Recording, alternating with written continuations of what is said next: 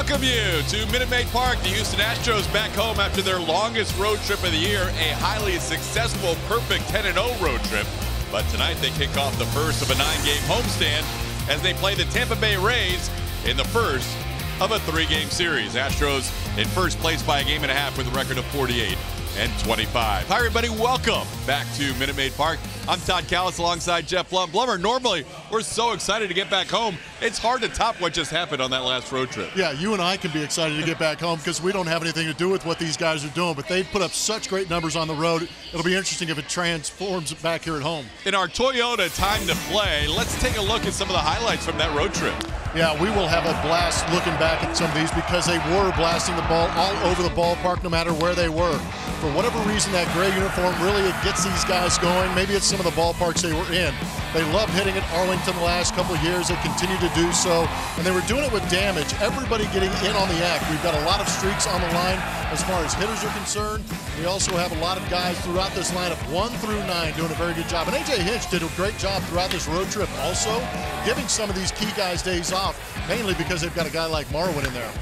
They were able to get through different guys in that lineup with breathers, and they still kept rolling all the way through to the end of the Kansas City series, and a perfect 10-0 for the first time in Astros history. Now, moving forward, yes, they faced some teams at 500 or below 500 on the last road trip.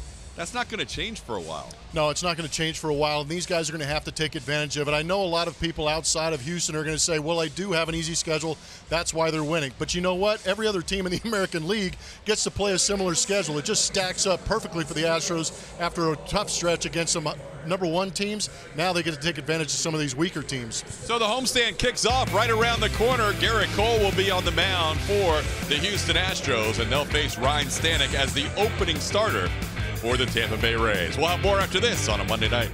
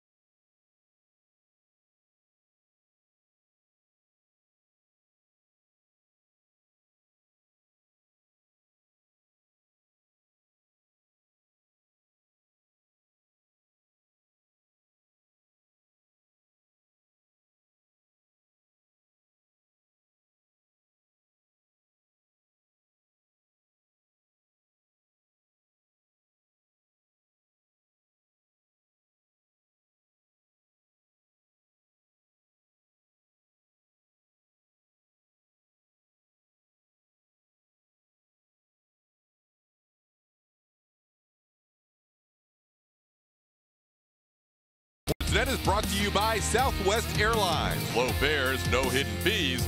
That's transparency. By Jack in the Box. Try the $4.99 Jack Spicy Chicken Club Combo with toasted sourdough. And by Buick. Visit your local Buick dealer.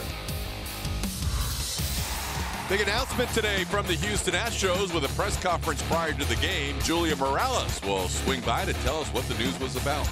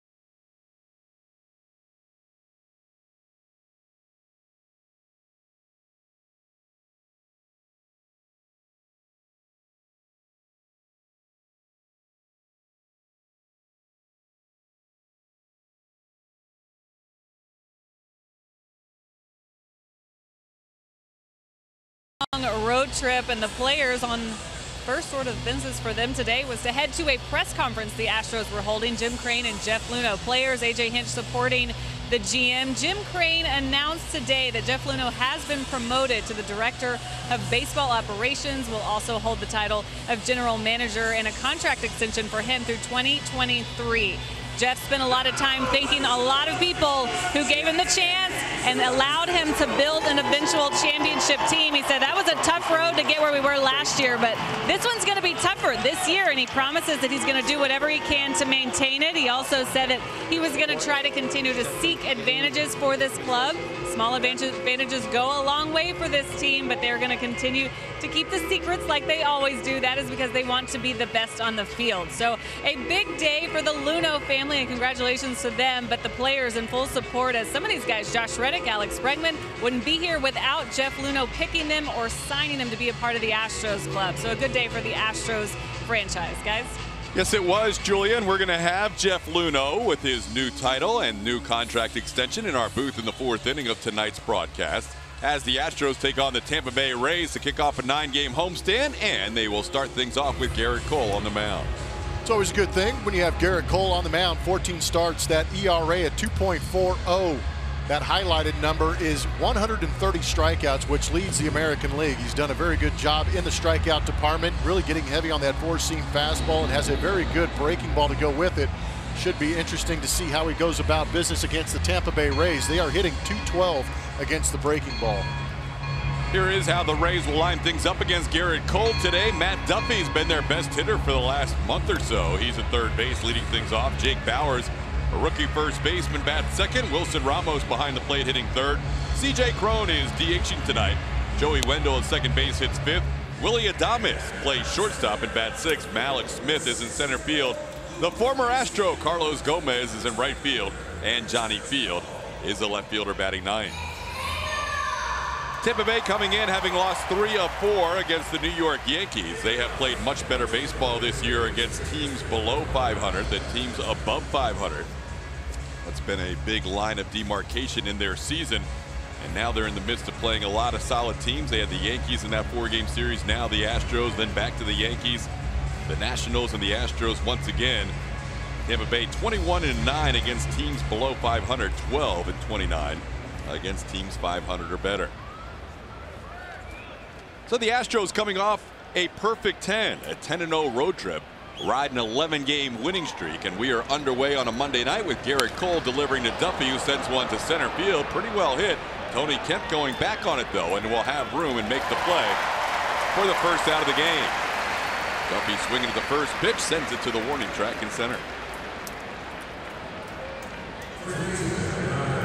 Starting defense for the Astros is brought to you by Xfinity. Kemp, you see, getting the start in center field. George Springer with a DH day tonight. And right field is Josh Reddick, the left fielder Marwin Gonzalez. Alex Bregman currently the only member of the infield on the left side in the shift. Carlos Correa, Jose Altuve, and Yuli Gurriel with Brian McCann behind the plate once again. After catching 9 innings in extreme heat in Kansas City Sunday, B-Mac back there for Garrett Cole tonight. Astros shift the young first baseman Jake Bauers, who started his career 0 for 8. He's hitting .313 in his last 9 games. 3 doubles, a triple, and a home run.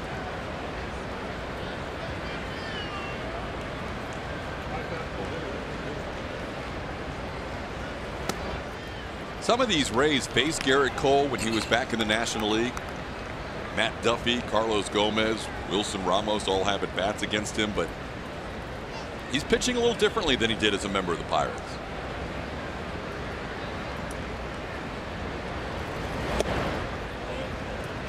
Letting that 4-seam fastball really dominate, and that 2-seam fastball has gone almost entirely away. Still throws it occasionally.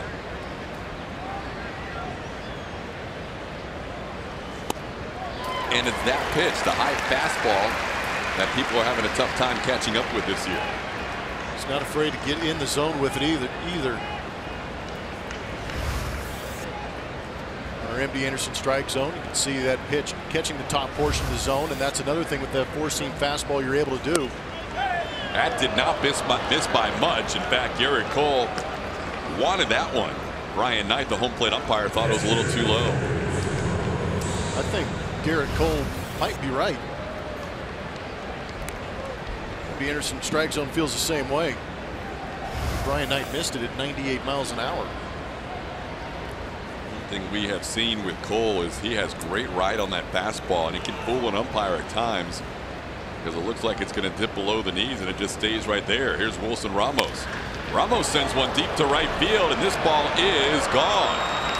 First pitch swinging, Wilson Ramos, the Rays catcher, hits a 2-run home run. His 9th home run of the year, and just like that, Tampa Bay leads 2-0.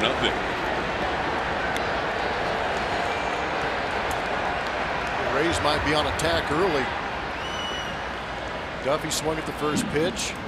Bauers didn't because it was out of the zone. And Wilson Ramos jumping on Garrett Cole early, up, out, over the plate. Match from Supermo shows you the bat path of Ramos getting to that fastball up and away. Pretty easy swing from Wilson Ramos. Now facing C.J. Cron, who takes a strike. You can see on both those replays, Brian McCann wanted the pitch a little bit lower in the zone, even though Cole's had success with that high fastball. That was not where they wanted that first pitch. And now Cron down to the count 0-2. So the 3-2 pitch that was a close one that was taken for a ball ends up costing the Astros a run as that walk came around to score on the next pitch.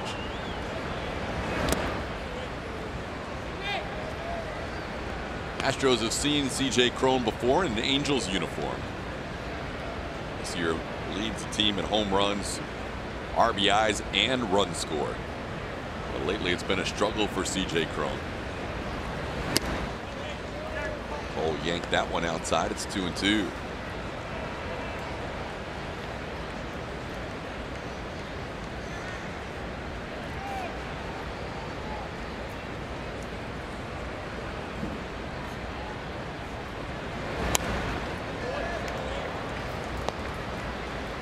One thing the Astros did on that last road trip was usually get ahead in the first couple of innings, and very often ride it all the way out for a full 9. A.J. Hinch, before his team gets to bat in the bottom half of the first inning in the first game of this homestand, facing a little bit of a deficit.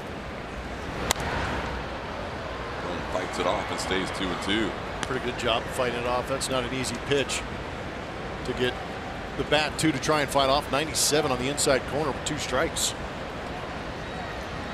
You can see some high octane fastballs from both starting pitchers tonight. Crone now 0 for 20 as you saw that graphic with 16 strikeouts as Garrett Cole picks up his first strikeout on a breaking ball. Good breaking ball, and we talked about the fastballs in, and I think once Cole realized, maybe even Brian McCann realized, that Crone was fighting off some of those pitches, might be time to get to the outside corner, and he did a good job. Garrett Cole's throwing that curveball a little more as the season's gone along. It's about even now with the usage with the slider as his key secondary pitch, as Joey Wendell fouls one back to the screen. Wendell's another guy that the Astros have seen before in a different AL West uniform with the Oakland A's prior to joining Tampa Bay. And he takes one on the corner. It's 0-2.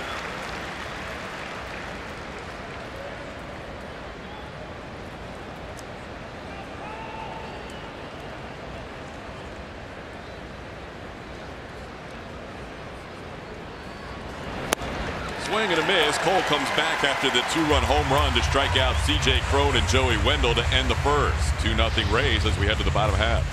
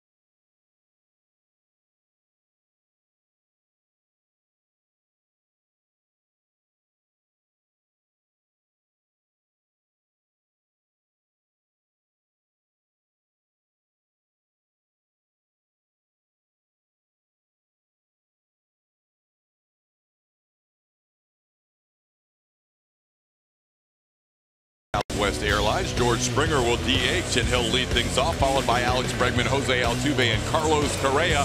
Yuli Gurriel will play first base and bat 5th. Josh Reddick in right field hitting 6th. Marwin Gonzalez has been red hot in June, batting 7th. Brian McCann and Tony Kemp round out your Astros lineup. On the mound for the Tampa Bay Rays, Ryan Stanek. We've heard a lot about relief pitchers. This is an opening pitcher for the Tampa Bay Rays. We are getting to witness it firsthand. 15 games, 5 starts, 2.55 ERA. He's a high octane type guy. A lot of fastballs, averaging around 98 miles an hour with that pitch.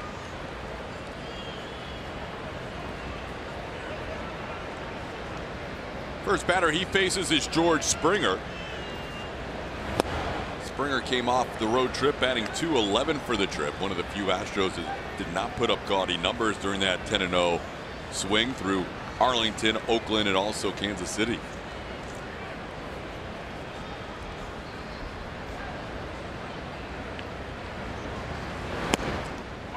What Blummer was referring to, Tampa Bay has a couple of pitchers that are normal starters in the rotation. We'll see them the next 2 nights. Blake Snell on Tuesday and Nathan Eovaldi on Wednesday. But the rest of the time, Kevin Cash and company go through the bullpen and try and find what they call their opening starters. And in this case, it's Ryan Stanek, so he can come out and throw as hard as he wants for an inning or two. He does have that high-octane fastball that Blummer mentioned. You see him reaching in the glove with that split-fingered grip. He'll adjust off that, but also has a slider.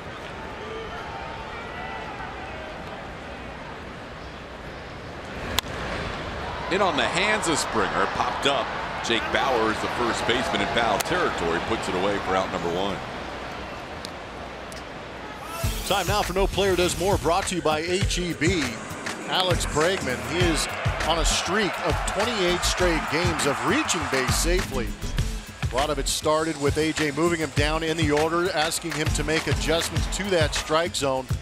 He has done that, gotten command of the strike zone, and in doing so and laying off pitches outside the zone, he's gotten a lot of walks, but he's also gotten some really good pitches to hit. And when he has, he's crushed them.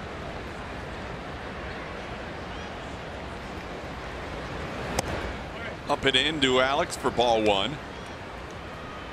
Alex has always had good numbers in his career against the Tampa Bay Rays, batting .389. Those June numbers, very good. Normally we'd be talking more about Bregman's RBI numbers in June. Unfortunately, his teammate has been trumping him, Evan Gattis. This ball sent to center field. Smith going back. Mallix at the warning track puts it away for out number 2. Bregman hit it well, but to the deepest part of the stadium.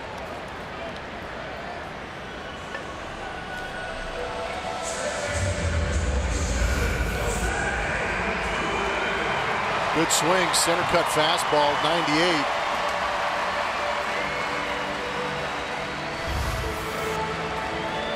Might be a little bit of the issue of hitting here at home, is it's tough to drive the ball out of the ballpark in center field here, even with that new out center field configuration. Still got to mash it pretty good. Altuve digging in for his first at bat of the homestand.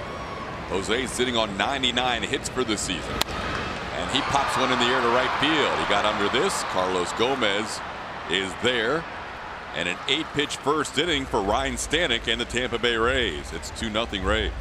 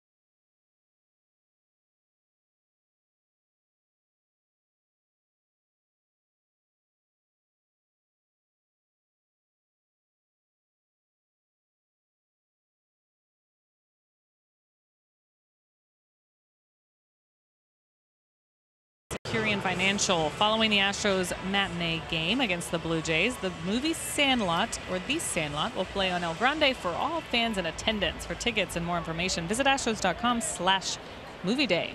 That sounds like a good time, TK. Yeah, it does.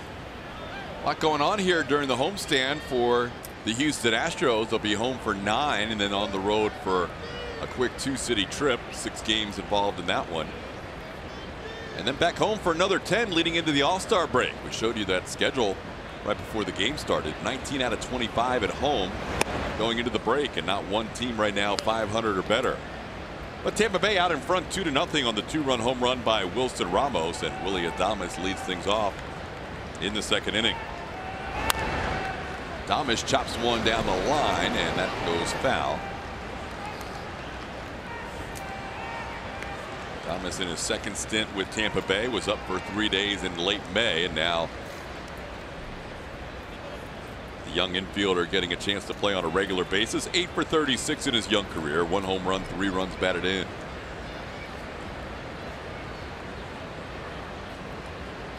Very similar to the team the Astros just saw, the Kansas City Royals. Tampa Bay trying to figure out exactly who their guys are to build around in the future. They're looking at Adames at shortstop primarily. They've seen Joey Wendell and Daniel Robertson at second. Jake Bauers over at first base. Very different looking team than we saw even 1 year ago. And I was with this team in 2016. I know about 4 guys in the clubhouse now. It's amazing how quick that can happen, isn't it? I know more of their staff than I know their players, and there's a lot more players. A lot of fresh faces in that Tampa Bay dugout. 2-2 pitch right down the middle. 98-mile-an-hour fastball. Cole, after allowing the home run, has now struck out 3 in a row. Time now for tonight's Power Pitcher, brought to you by Ford. It is Garrett Cole, and it is that fastball versus left-handed hitters. Todd talked about it earlier, and we've talked about it all year. That 2-seam fastball was kind of pleasing to left-handed hitters. They were able to make pretty good contact and get a high average on it. Not so much this year in 2018. 4-seam fastball, 123 batting average against. That's pretty impressive stuff against left-handers who were supposed to have the advantage when a right-handed pitcher's on the mound. His numbers have been outstanding against lefties. As a matter of fact, Corey Kluber's in 5th place in lowest average versus lefties. The other 4 are in the Astros rotation. That's pretty good. Oh my goodness. That is getting it done, and it's all righties on that list. That's not the lowest averages for right-hand pitchers against lefties. That's just lowest averages for anybody. And what's amazing is they're all in the same rotation, and you figure they're all flamethrowers that have good breaking balls, that you think if you lined them all 4 back to back to back to back and went through that rotation as far as the team is concerned, they'd figure it out. But they haven't figured it out. They continue to go out there and compete and show electric stuff to get the swing and miss. Weigh in on Smith, and he just fouled one off the mask of the home plate umpire Brian Knight. Oh, Garrett ahead 1-2.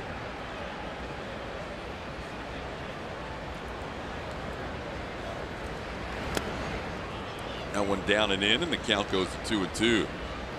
One thing we've seen from Garrett Cole this year is he hasn't allowed many runs at all, but he has on occasion allowed some home runs. 2 home runs in his last start in Oakland, 2 home runs in his first start this month against the Red Sox. And overall this year, he's allowed 12 home runs with that Wilson Ramos home run in the first inning.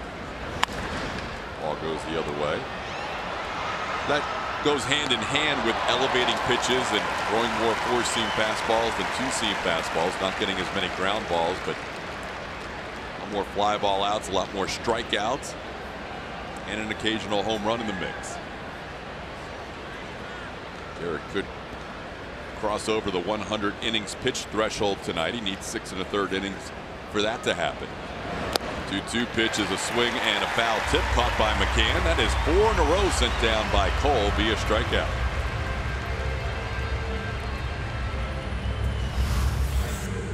It's a good breaking ball, and I really feel these are the pitches: the breaking ball and the slider from Garrett Cole, the power curve balls from Charlie Morton and Justin Verlander. That's what makes them so effective. You try and defend mid-90s fastballs, and then they snap that off. It's tough to make contact. A few boos mixed in from the crowd as Carlos Gomez digs in, and I mean, you've got to think that he's pretty amped up about this series. He loves the attention. We know that. Fouls one back. It's 0-1. Carlos Gomez on the season with 7 home runs and a 190 batting average.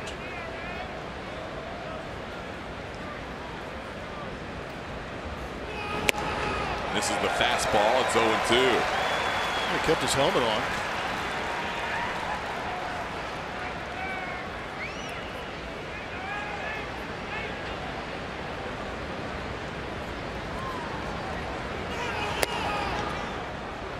Up and away. It's 1-2.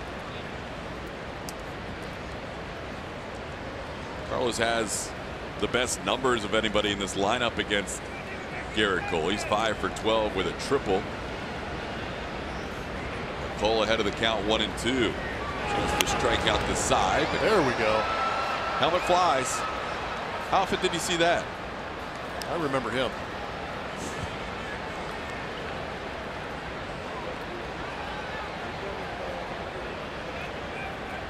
Yeah, it kind of goes to that no two-strike approach that we see nowadays with a lot of guys. They're still going out there swinging as hard as they can in those two-strike counts just in case.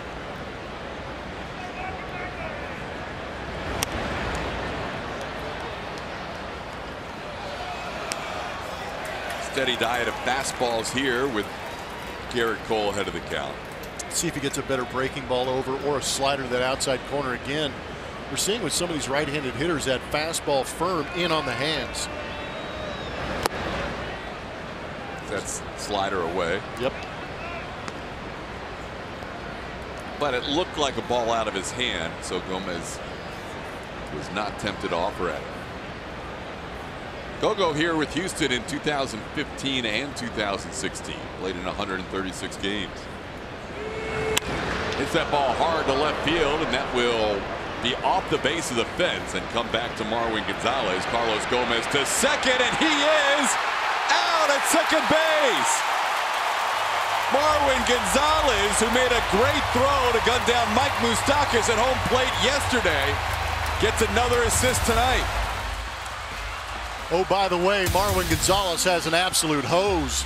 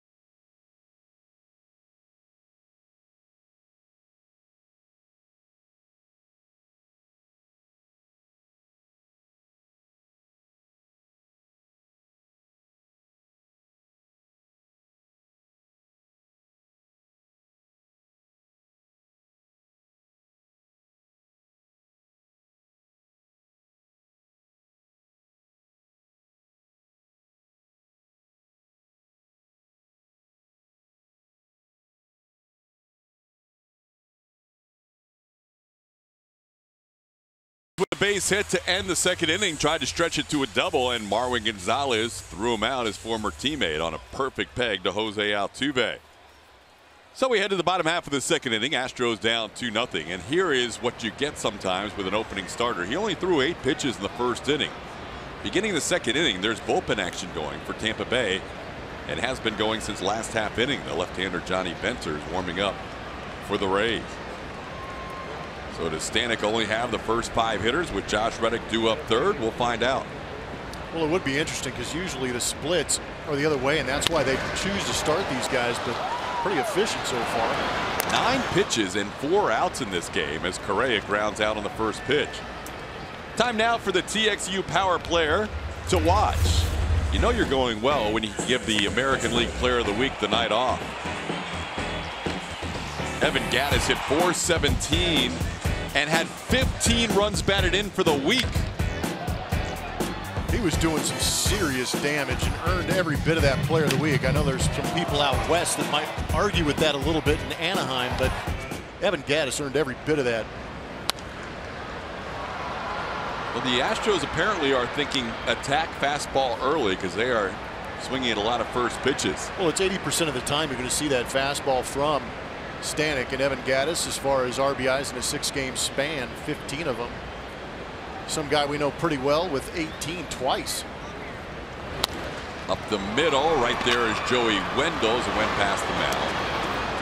So only 3 pitches needed in this inning. Kevin Cash is looking back. He's like, are you sure we're taking this guy out after 10 pitches? And that are 11 pitches. That's the case.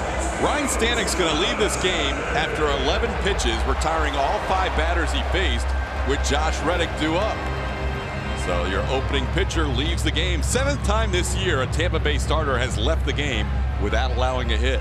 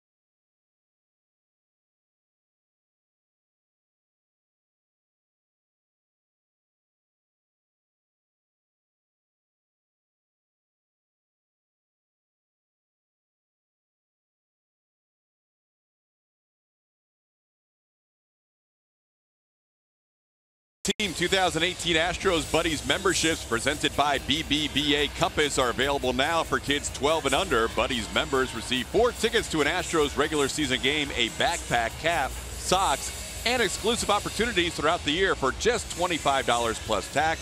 Visit astros.com/buddies today to sign up. We barely had a chance to talk about the Tampa Bay starting pitcher tonight. Ryan Stanek threw just 11 pitches. And now here's the lefty Johnny Venters facing Josh Reddick. Johnny Venters, an interesting story. Plenty of surgeries on that left arm. It's good to see him back in the game. In 18 games this season, 12 2/3 innings. That whip right at 1.11. I'm not sure if there has ever been a healthy starter lifted after fewer than 11 pitches. Even with what Tampa Bay's doing, that's extreme. Normally you don't get 5 outs with 11 pitches. But barring an injury, I can't imagine a healthy starter has ever made fewer than 11 pitches in any start. It's a dubious honor to get, isn't it? But it doesn't seem to affect the Tampa Bay Rays. They're going to go out there and try every gimmick they can get their hands on, I feel like. Well, Stanek, it's not like he's not going to pitch for another 5 days. He just pitched on Saturday, pitching again here today. And very well could pitch the first game against the Yankees coming up on Friday. But Venters in there with lefties due up. Is Reddick a switch hitter, and then McCann and Kent. And the interesting thing about Stanek is he actually has better numbers against left-handed hitters than he does against right-handed hitters. So that kind of compounds the fact that we can't understand why he's out of this game. Into left field, pretty well hit. Johnny Field back though, and he makes the catch on the edge of the warning track. Between Stanek and Venters, they needed just 8 pitches in that inning as well, and the Rays lead 2-0.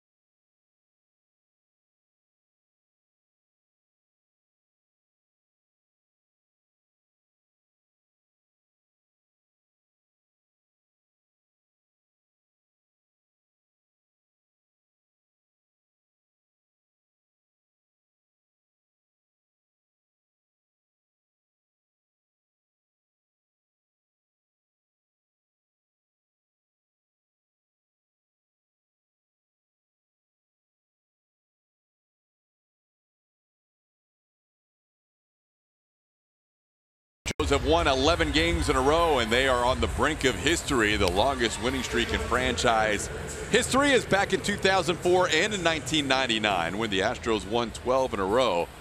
Crazy part about this streak is 10 of those 11 games came on the road. Incredible stuff. And every time these guys go out there and play and they get on these hot streaks, as good as they are with the pitching and now the offense stepping up, we're going to continue to rewrite some of these pages in this Astros history book because they are that good. We head to the third inning. Garrett Cole facing Johnny Field, the number 9 hitter, and he sends one to right field, sending Josh Reddick back. Still on the move back, but Josh has room and makes the play for out number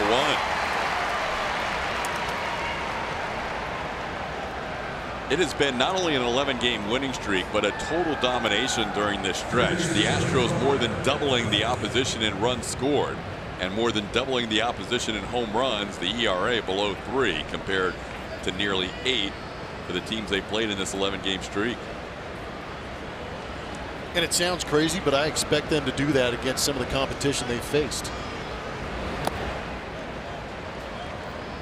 Now, they didn't play every game perfectly by any stretch. They faced the Texas Rangers and had a pitcher, Charlie Morton, hit 4 batters and walked 6. And the next day with a 6-0 lead, Dallas Keuchel ended up getting a no decision. Astros would win those games, but they did enough to win games even when they weren't playing their best baseball. And even yesterday, down 4-3, they were able to fight back and score 3 in the 8th. Add 1 more in the 9th for a 7-4 victory in Kansas City. Matt Duffy, the hitter, fouls one back. It's 2-1. Saw the starter there, or the opening pitcher, I should say, talking with his pitching coach Kyle Snyder, and that had to be an interesting conversation. Way to dominate. You were throwing your fastball well. Sorry we couldn't get you more work today. We got you 11 pitches worth. Yeah, he probably was saying if I'd have known you were going to take me out so quick, I would have wasted a little more time out there and a couple more pitches. I mean, you warm up as a starter, and obviously the opening pitcher for Tampa Bay may not need as much time as a normal starter does in the routine, but you warm up for anywhere from 15, 20, 30 minutes before a start, and then 11 pitches later, Stanek Snight's done. That's the way it goes when you're the opening pitcher and you go to the bullpen first with the Rays. The only good thing might be is if he has family at home watching the game, they can turn off the game and go home now, get on with the rest of their evening. He's done. And again, a lot of people at home are having an issue on Twitter wondering why they took out the pitcher. The Tampa Bay Rays go out there with the approach that they're going to start some relievers sometimes if it goes according to matchup, if they don't have that legitimate starter to go out there. They were going to rotate, kind of reverse the game a little bit as far as when they bring in their bullpen. This one missed his spot, but just barely missed the zone, according to Brian Knight.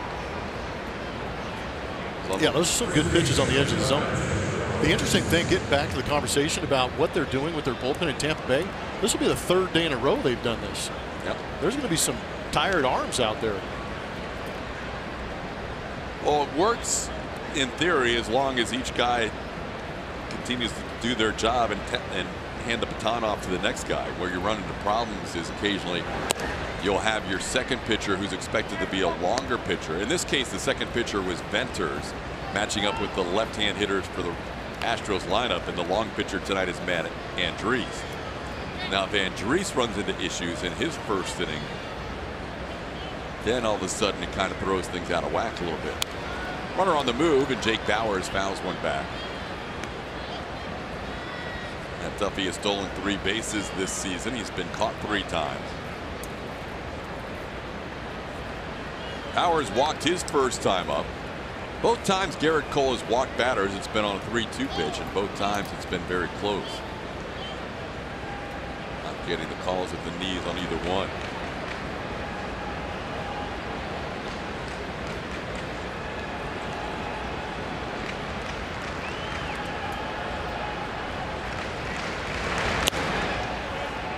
Up and away, it's 2-1. Early on, I think Garrett would say his command has been good at times, but also has not been as consistent as maybe some of his other starts. Fastball's missed glove side a few times. The last one was up and away. And we've also seen him fight through some umpires that don't give him the edges. But you're right, I agree in the sense that you are seeing some pitches missing a little bit further out than we're accustomed to seeing. And I wonder if it might be a combination of not getting some of those calls. I think that's why Brian McCann is on his way out there to have that conversation. He might see the frustration in his pitcher. Well, you hear guys talk about it all the time. You make 33 starts a year, sometimes 34 if you stay in the rotation the whole season, and you're going to have your elite stuff only on a handful of occasions. You're going to have good stuff another 10 or 15 times, and the rest of the time you have to battle a little bit. Tonight's one of those nights where he may be having to battle through less than his best stuff. And his less than best stuff is great stuff still. Runner on the move, strike is called. This throw is wide and into center field. Duffy gets a stolen base, and McCann will get charged with an error for a throw that went to the first base side of the bag. I don't think that Brian McCann fully got a grip of that throw on the way down to second base. It's tough too, because as a catcher you got to hold your ground and make sure that you leave that umpire enough area to make that call. But I don't think he was still feeling for the baseball as he released it into center field. So now the infield comes in with a full count against Bowers. Garrett would love to get the strikeout right here. Instead, he bounces it on the slider, down and in. And that's the third walk issued by Garrett Cole in this game. We're only in the third inning.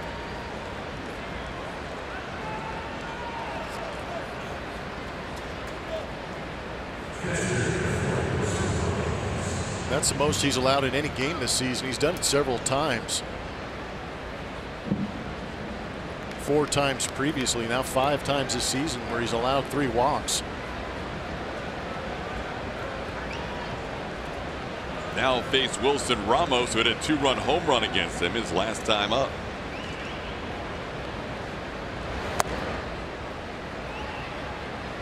Definitely tell based on where McCann's setting up and where some of these pitches are ending up that Garrett's not had his pinpoint control tonight. 1-0 the count to Ramos. Ramos has hit into a lot of double plays this year. And he shoots one foul the other way. It's 1-1. Again, another right-handed hitter. They're trying to get in on the hands.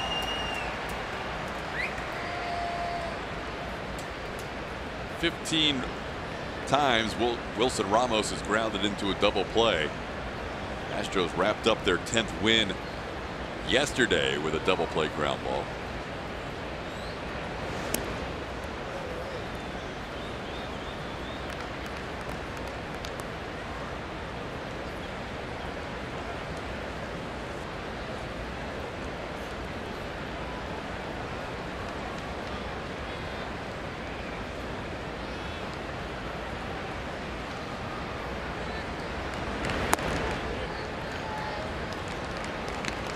Down and away, it's 2-1.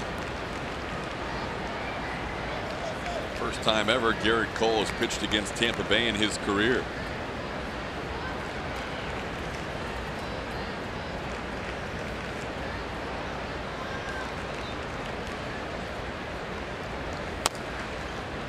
At the plate foul, it's 2-2.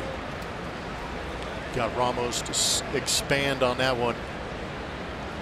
2-1 count. Down out of the zone. It was a bit of a gift for Garrett Cole. Can he capitalize on it?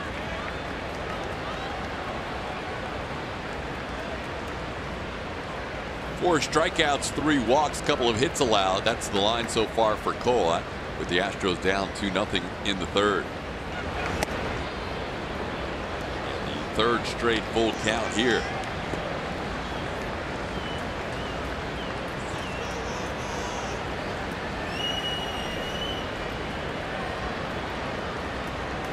.54 pitches so far for Cole, just 31 strikes.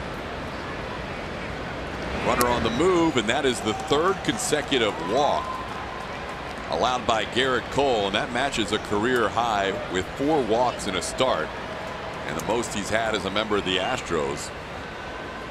We mentioned a moment ago there are those starts during the course of a season, 33 or 34 of them, where you're not going to have your good stuff. And tonight, it looks like Garrett Cole has been battling from the start. Yeah, that slider is not doing what he wants it to do. We've seen a couple flutter up at the top of the zone, and then, like you were talking about earlier, really yanking him to the glove side every once in a while. And right now, it's just a matter of trying to say something that's going to trigger some better mechanics from Garrett Cole. With one out, all on 3-2 counts. Cole walked Duffy, who stole a base, reached third on an error, walked Jake Bowers, and then also on a 3-2 count, walked Wilson Ramos. Now the bases are filled with nobody out. Or excuse me, with one out. C.J. Cron struck out his first time up.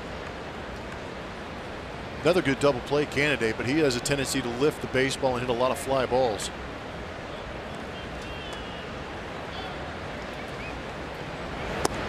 Takes a called strike.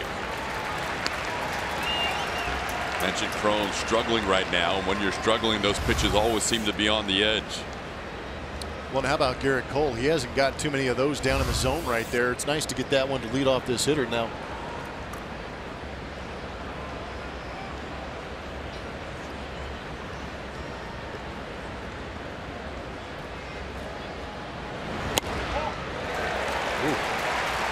Some aggressiveness in that fastball.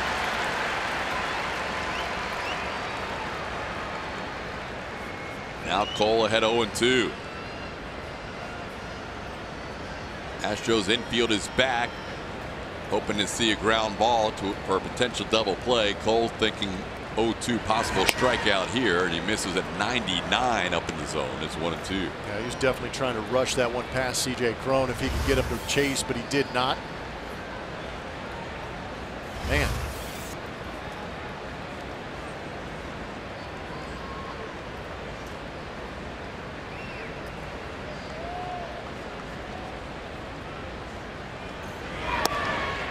Doesn't go outside. It's 2-2. And just some of those sliders that we've seen, even that last one, kind of flattening out a little bit, going east to west and not really getting that depth, getting a little more north to south to it. Swing and a miss. Cron strikes out. McCann doesn't have to make the tag because there's a base runner on every bag, so Cron can't go anywhere. He's now 0 for 21 with 17 strikeouts as Cole gets them for back-to-back at bats. Yeah, it's tough. There was a little more depth on that one, but Cole threw that one extremely hard at 91 miles an hour.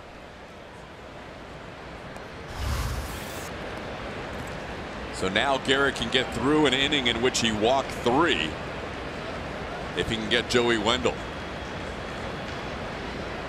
Wendell struck out his first time up. Cole with 5 strikeouts that are all bunched up in this part of the lineup, 4 through 7. Out of play, 0-1.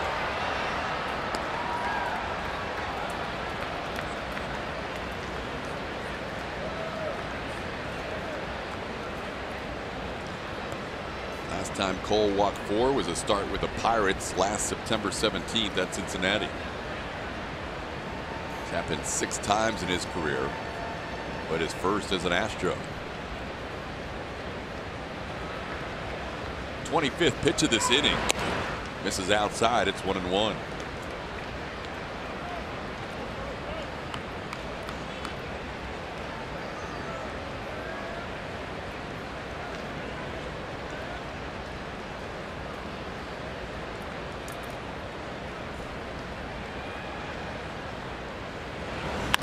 Ground ball left side, past Bregman into left field. 1 run scores. Around third comes Bowers, and he is safe at home plate on the head first slide. 2 RBI single by Joey Wendell, and Tampa Bay leads this game 4-0.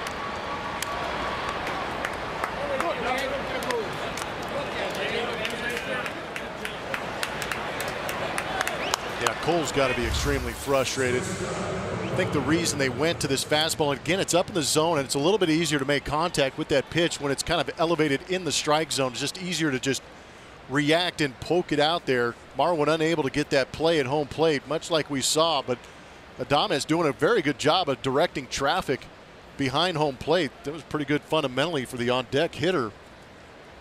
But I think why Garrett Cole may have gone to that fastball in that count, in that situation, is because of the pitch before was the curveball that didn't have good break to it. And he's kind of motioned as if he was trying to remind himself how to get that pitch over.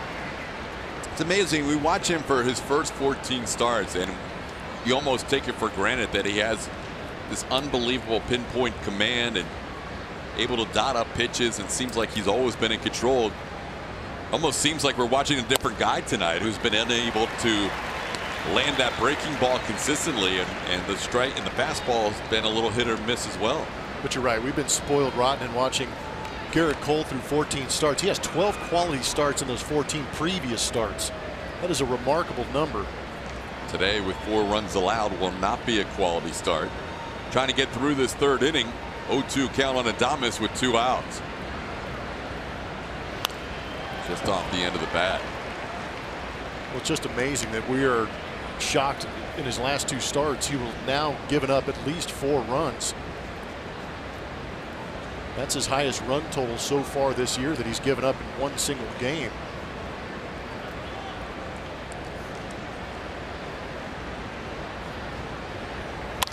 On the ground, Correa will make the play to first, and that'll do it for the Rays. But Tampa Bay scores 2, 3 walks and a 2 RBI base hit. It's 4-0.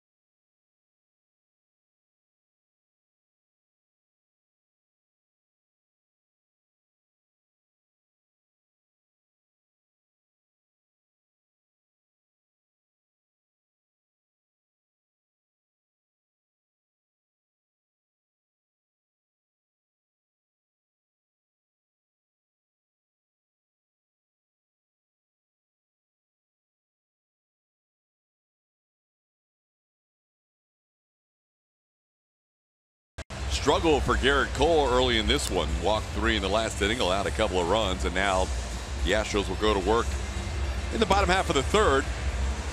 Marwin Gonzalez, Brian McCann, Tony Kemp, the lower third of the order, facing Johnny Venters, who came on for the final out of the second. Venters, as Plummer mentioned, quite a story. Last time he pitched at the big league level before this season was the 2012 National League Wild Card game. The Braves facing St. Louis, multiple injuries since then, Tommy John surgeries. 3 of them in total, the last one in 2016. And he delivers a strike to Marwin Gonzalez. Marwin having quite a month, batting .459. That's best in the baseball, and also the .524 on base percentage, the best in the major leagues as well. Bullpen action going for Tampa Bay. Venters is probably here to face Marwin, and then the 2 lefties, Brian McCann and Tony Kemp. Matt Andrees, who is their reliever, expected to soak up a few more outs tonight, is warming up. So far, it's been an impressive start for the Rays with 8 pitches in the first inning from Ryan Stanek, and then he got 2 more outs in the second with only 3 pitches. And then Johnny Venters picked up an out on 5 pitches.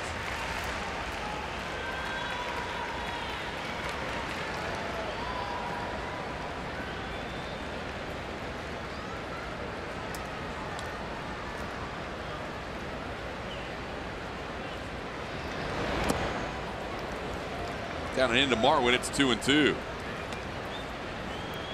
As a switch hitter, you get told what games you're playing, and you see your name in the lineup. You're trying to make adjustments and go about your routine when you start a ball game. And I would imagine facing a team like the Tampa Bay Rays would be very tough, because when you do get ready and you know that you're going to be in the game, you'd like to go through your routine to hit from the left side because a right-handed pitcher is out there. So you go through your routine, and immediately they go to the pin and pull out a guy that's left-handed. Your first AB's right-handed. That's got to be pretty frustrating. And Marwin goes down swinging and snaps a string of 4 consecutive hits as a right-hand batter. Time to name that Astro, brought to you by Nissan. What do we got today? Who Am I? Santo Domingo, Midsummer Classic, and Grand Theft. Not sure if that's good or bad, but name that Astro. If you got an idea, send it to @ATT Sportsnet SW. Later in this ball game, we'll tell you who it is. Here's Brian McCann. Takes a pitch up and in for a ball. It's 1-0. Venters has been dominant against left-hand hitters this year, just 1 for 19 on the season. And McCann takes a called strike.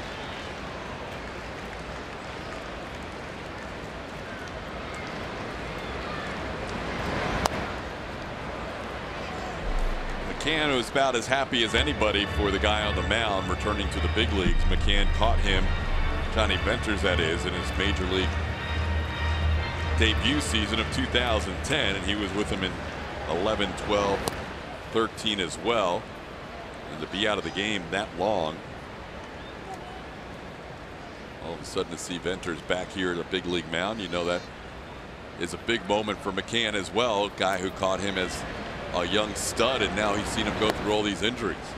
Well, how about that bullpen Brian McCann was catching? There was a bunch of young, like, superlative talent coming out of that bullpen. There were high hopes for a guy like Johnny Venters. So now it's 3-2. Inside, McCann tried to hold up, and he goes around. Tried to check his swing, but that'll be a strikeout. And the Rays have retired the first 8 Astros tonight. Last 2 on strikeouts. He did, and I feel like Brian McCann knew it. Unfortunately, unable to hold up on that high fastball.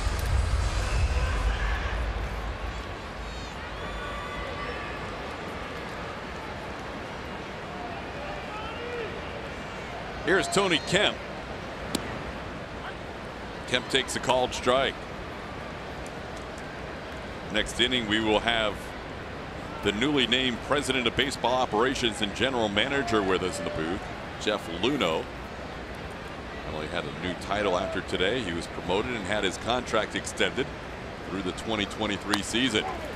Kemp grounds one towards first. Bowers is going to flip it, and Kemp's speed is going to beat it.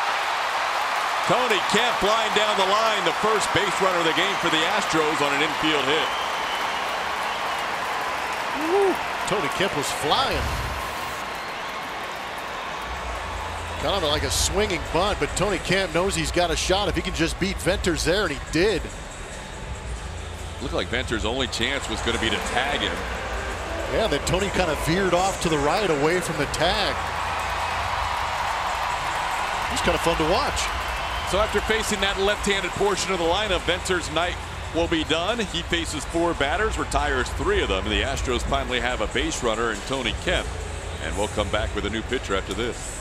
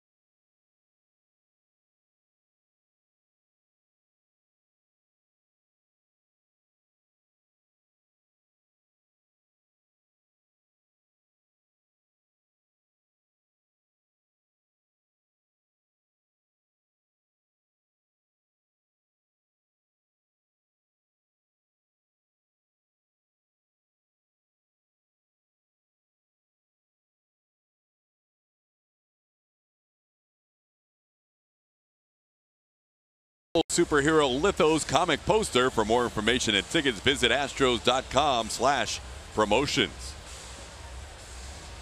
We've had 2 changes in the last couple of innings. Out of the bullpen for Tampa Bay, Johnny Venters picked up the last out of the second, and now on with 2 outs in the third is a right-hander, Matt Andriese. I feel like we're playing a game of get to know your Tampa Bay Rays, but this is Matt Andriese making his 20th appearance. That whip right at 1, doing a very good job as far as strikeouts are concerned also. He pitched back on the 13th. He should be the guy that goes multiple innings here. Last time he was out there, went 3 2/3 and threw 50 pitches. And he did those through innings 4 through 7.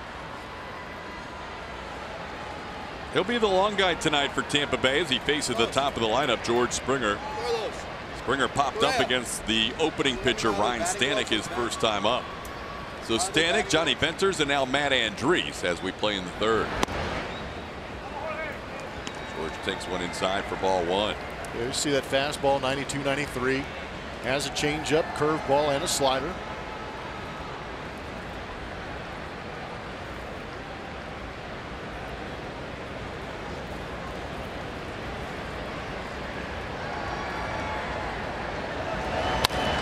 Chopper towards third, played there on a couple of hops by Duffy, and he makes the throw across in time for the final out of the inning.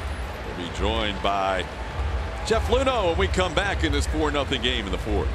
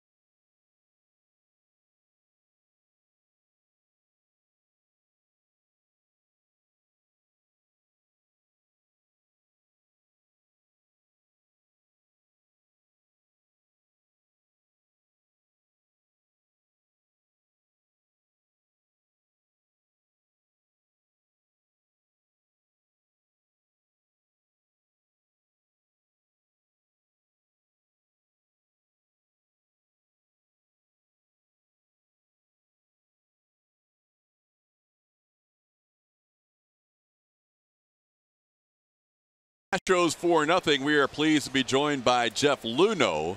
We used to call you the general manager. Now we call you the president of baseball operations and the GM. First of all, congratulations, Thank Jeff. you. Thank you, Todd. Thanks. Yeah. What does it mean to you? You get the new title, you're promoted, and an extension. What's it mean to you and the team this day?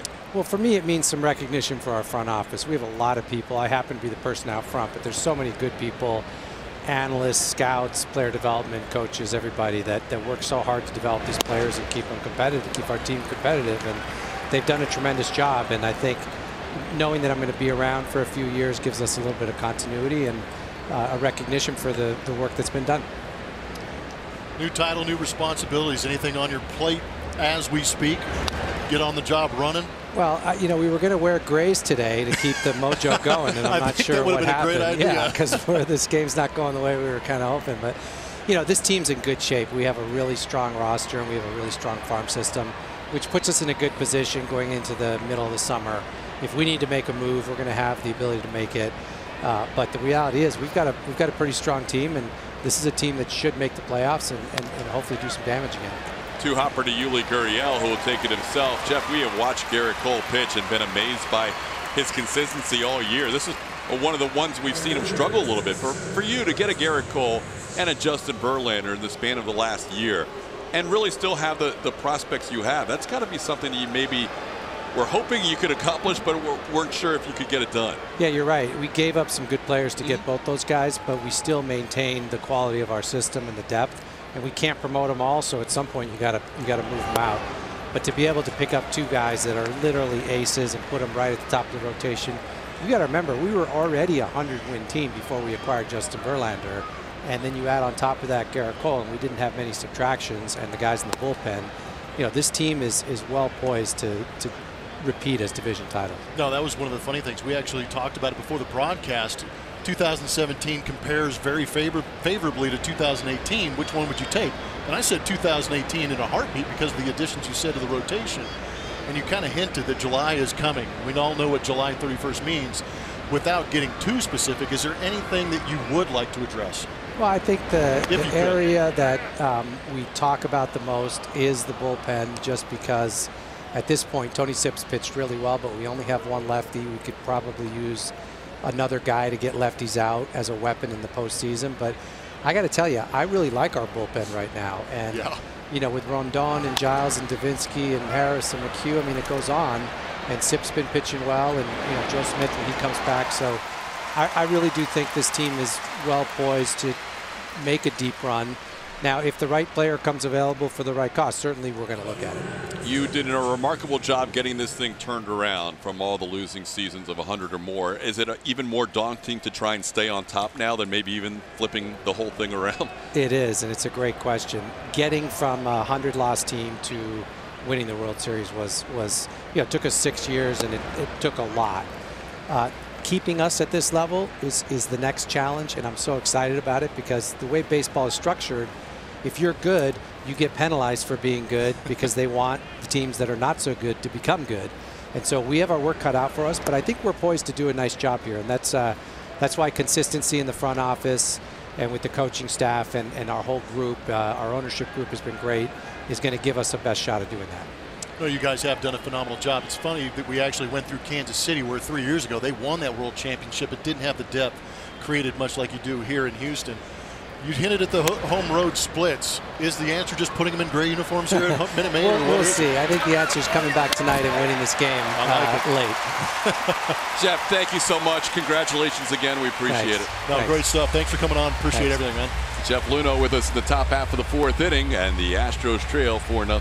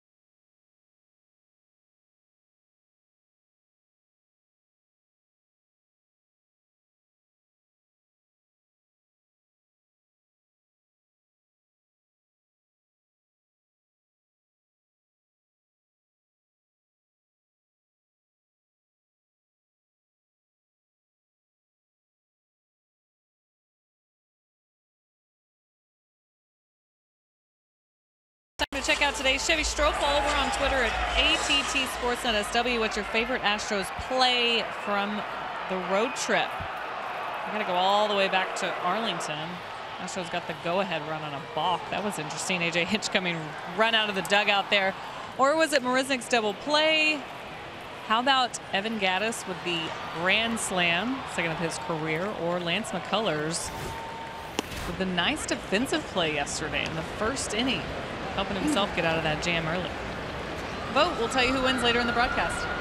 A lot of great moments during that road trip. Astros going 10-0 and now trying to extend their winning streak to 12 overall, but down 4-0 in the fourth. Alex Bregman leads things off against Matt Andriese. Andriese in his first full inning of work after coming on to get the final out of the third. Facing Bregman, Altuve, and Correa this inning. Who knew that all Garrett Cole needed was for Jeff Luhnow to stop in the booth for a quick inning? It's a good move by Garrett Cole. Yeah. You know, you got to make the management look good when you're got him up in the booth. He put on a show, got through that inning quickly. So the other 3 innings, Garrett's going deep counts, walking guys, extended innings. We get Luhnow here, gets the extension, and we get like 3 questions each. But good inning by Garrett as Bregman pops one up. Playable. Shortstop Willie Adames is there and puts it away in foul territory for out number 1. So the Astros so far have just 1 hit in this game, and it was a little chopping ground ball by Tony Kemp that he beat out. It's a Tampa Bay team that has done well against the Astros since Houston became an American League squad. Since 2013, Tampa Bay is 22-12 against the Astros, and that's the best mark for Tampa Bay versus any AL opponent since 13, and also the Astros' worst mark against any opponent in that same time. Here's Jose Altuve, who flied to right his first time up.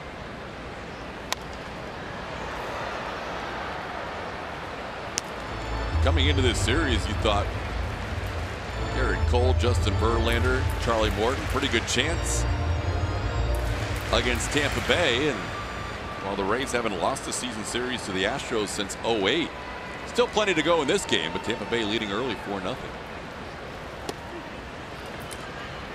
Pitch inside to Altuve. It's 1-1.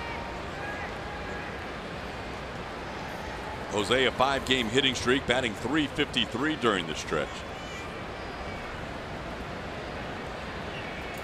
Does have a career home run against Matt Andriese, and overall he's 4 for 7 against Andriese. In the last at bat when they faced each other, Altuve did hit a home run.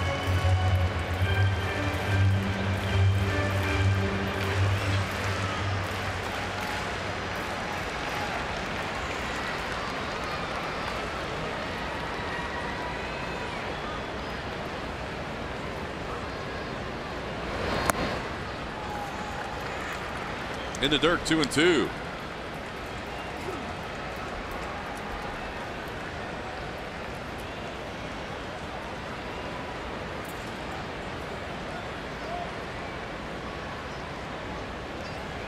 Altuve hit .368 on that last road trip, which actually dropped his season road batting average. Now at .394 on the year. Ground ball towards short. Adames gets the high hop. Altuve flying, and he's safe. Altuve beats it out on a ground ball to short. Rookie shortstop. This game speeds up a little bit at the big league level, and then you add the Jose Altuve factor to it, and it goes up that much more. This guy is always hustling out of the box. You've got to know that as a defender.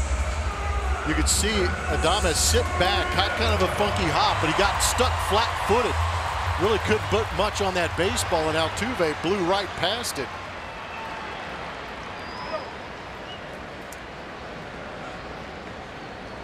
So the Astros' 2 hits tonight are ground balls right to the infielders. One to the first baseman Bowers, a rookie. Johnny Venture is unable to cover on that one, and that one to Willie Adames. Here's Carlos Correa.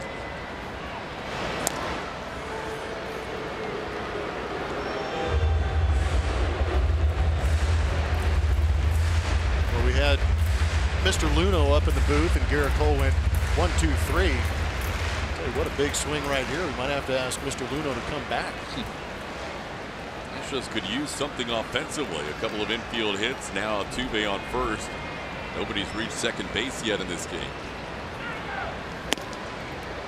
Correa takes one inside for a ball. It's 1-0.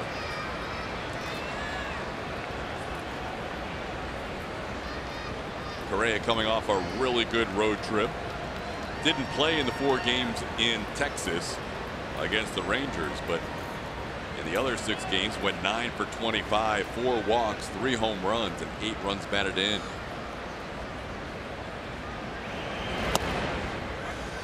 One and 1 the count.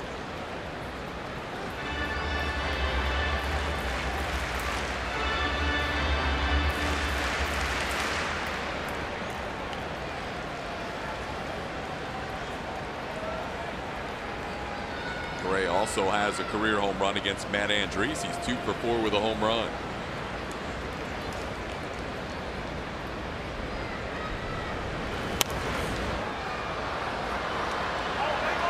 Correa tied the game yesterday in the 8th inning. Another 3-1 count and a fastball and a 3-1 count. That's what you want to see from one of your all-stars, is him to have the ability to drive the baseball out of the ballpark when you need it most, and he's done that the last couple of days.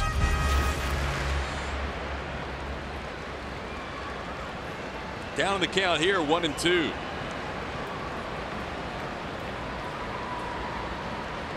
Correa hitting 2 home runs in that series in Kansas City. And he fights this one off foul.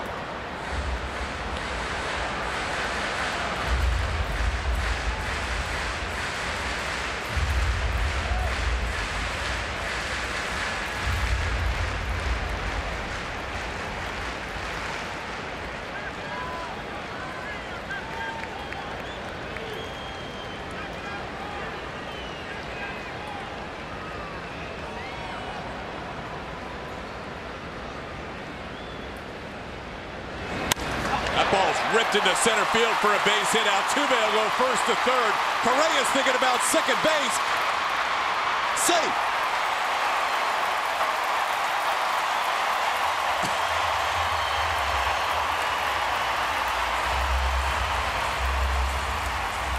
Great swing from Carlos Correa. Also a great job at running the bases. They were basically playing no doubles. They were playing deep in the outfield. This a fastball, a mistake again. Carlos Correa has been hammering fastballs, but out of the box, I love to see the effort. I love to see the thought process, and I love to see him safe at second base. That was a great piece of hitting, even better piece of base running. Love the hustle. 2 guys getting on and advancing an extra 90 feet because of hustle. Now Yuli Gurriel batting with runners in scoring position, 2 of them. And Yuli has been rolling, hitting .460 on the season with runners in scoring position. Ground ball up the middle. That's a knockdown by Wendell. Correa stays at third. Base hit for Yuli Gurriel. The Astros get a run. It's now 4-1. What a great piece of hitting by Yuli. Sounds like a broken record, but he's done such a good job. I almost feel as if he recognized where the defense was playing him, and he made the conscious decision to take this pitch up the middle. Kind of got jammed a little bit by bringing the hands in, but you can see why. Shortstop playing well in that 5.5 hole. The only play that Wendell had was to lay out and hopefully save a run, which he did. I was going to ask you, because I was watching that same thing, if you think he did that intentionally. Just see that hole and try and ground one through there. I truly feel, now watching the swing, I truly feel that he was trying to go back up the middle because of the shift. Yuli's now, and he's hit well against opposing pitchers all year with runners in scoring position, but he's now 14 for his last 22 with runners in scoring position.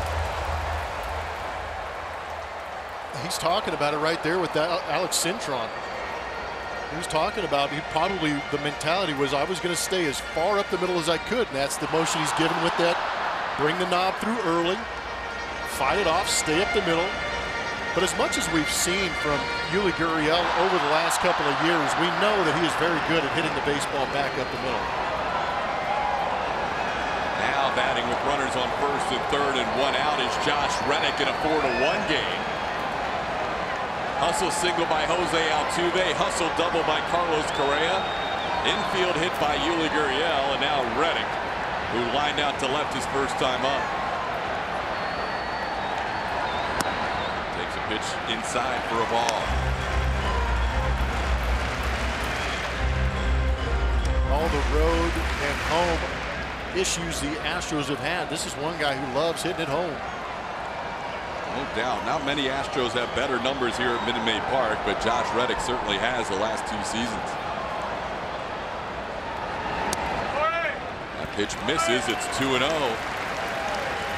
Reddick looking for his first career hit against Matt Andrees. He is 0 for 7 with a couple of strikeouts. That lower edge, non-existent. At least it's for both sides. Benefiting the Astros right now, putting Josh Reddick in a 2-0 count.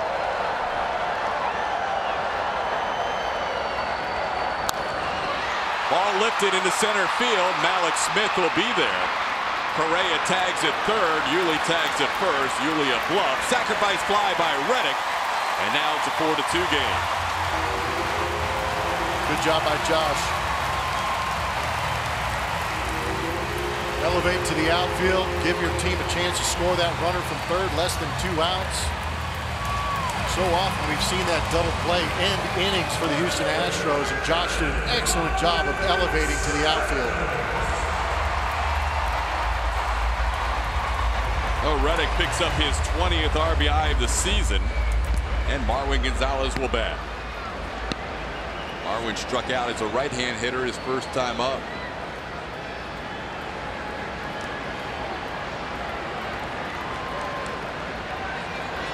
3 straight hits and a sacrifice fly, and the Astros have cut this lead in half. Breaking ball for a strike.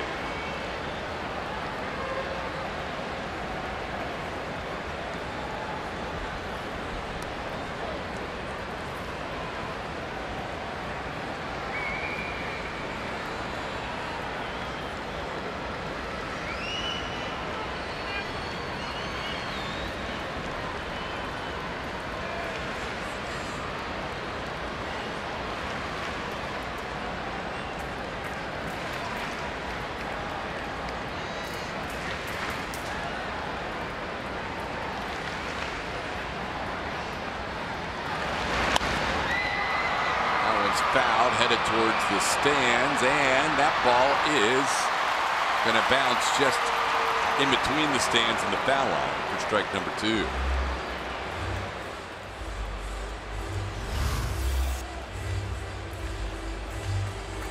Ooh, man, that was closer than I thought. Me too. Just missed being a ground rule double down the left field line. We've shown you the 2 managers tonight. It's a whole different ball game when you have a starter like Garrett Cole or Justin Verlander tomorrow, Charlie Morton on Wednesday. A.J. Hinch, for the most part, is watching what's going on and putting on plays throughout the first few innings, but he's not matching up with pitchers. Kevin Cash is matching up his bullpen pretty much from the start of the game all the way through 9 when he goes with an opening pitcher, like the strategy the Rays have employed.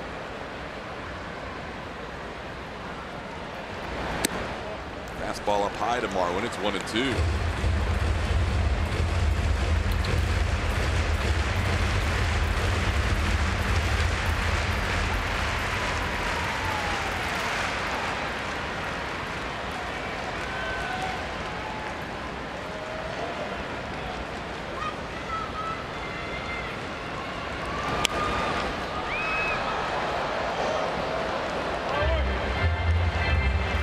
The irony about Andrees being the long guy now in this new setup for the Rays is that he's the last guy to throw a complete game for Tampa Bay. He was used as a starter last year and also in 16. He threw a complete game in May of 2016 on the 14th.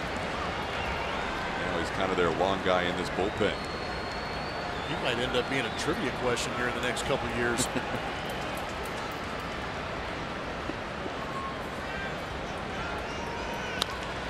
Back to the mound. Andrees on one hop has it and makes the play for the final out. But good hustle shown by the Astros in this inning. 3 hits, 2 runs, and they're down 4-2.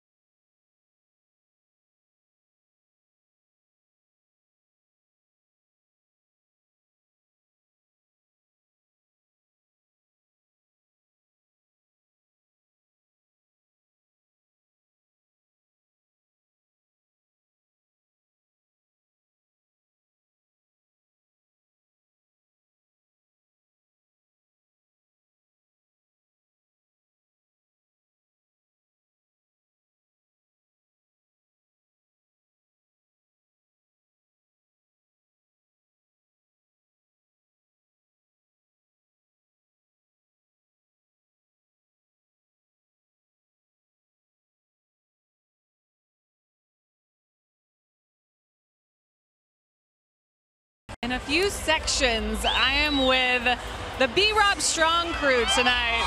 Look at this. They're all here in support of their friend and family member. I've got his kids right behind me. He is fighting cancer. He's at home. He's not able to be here. But 300 of his friends and family got shirts, B-Rob Strong shirts, and they're here tonight for the game, just trying to lift the spirit and support their friend. But a great group here. Show this one. What you got? We even got fatheads here. I love it. It's a great group, but we're all pulling for you, Brian, wherever you are. So we hope that you're watching from home. Great group of folks here, guys. Yeah, great to see throughout those sections over there, Julia. And our thoughts go to B-Rob as well. We want to get you back here at Minute Maid Park as soon as possible. And in the meantime, you have a great group of fans here that want to make sure they're showing your support. Yeah, it's good to have him here, and I'm glad that we got him on air. We are all fighting with you. Hang in there. Brian Robertson, great friend of the Astros. We are all B-Rob Strong tonight and throughout his battle. Garrett Cole on to the 5th inning in a 4-2 game facing Matt Duffy. Cole had his best inning last inning when he went 1-2-3 against the bottom third of the order. Garrett has walked an uncharacteristic 4 batters tonight, matching his career high and his new Astros high. He's also allowed 4 runs, which matches his Astros high. That happened in his last start as well.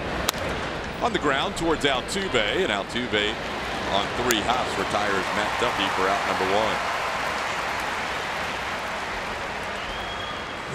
1. Well, you knew those first few innings, especially the third, weren't going to sit very well with Garrett Cole, and it was interesting to see how he would bounce back. He's now retired 5 in a row and 6 out of 7. What's interesting too is 14 of 18 hitters, or 14 of 19 now, he's thrown first pitch strikes. So he is aggressive in the zone, but it also might explain why the Tampa Bay Rays are coming out and swinging early. Here's Jake Bauers. He swings early and sends one down the line foul. Yuli made the call first, and he was confirmed by Pat Hoberg, the first base umpire.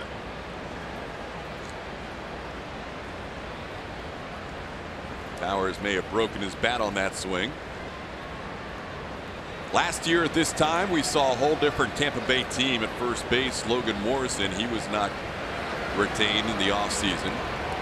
We saw Brad Miller earlier this year designated for assignment.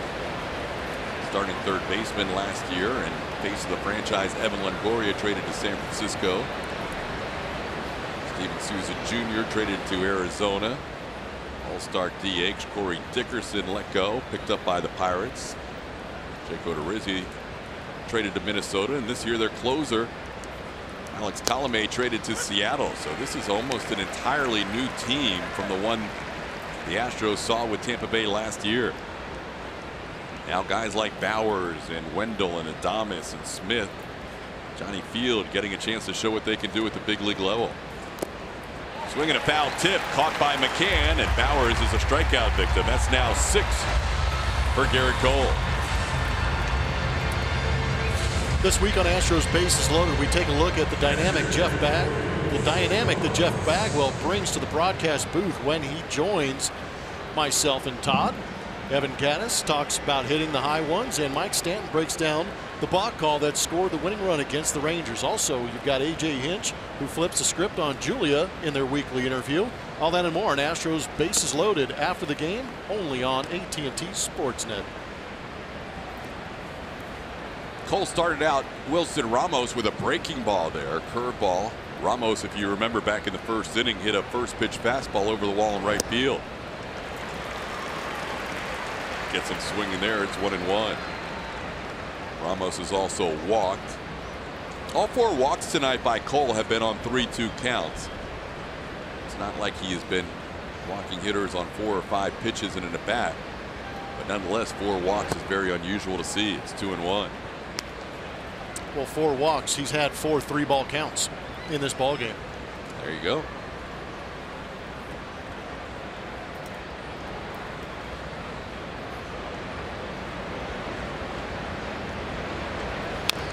Ramos chops one foul at the plate, and now the count's 2-2.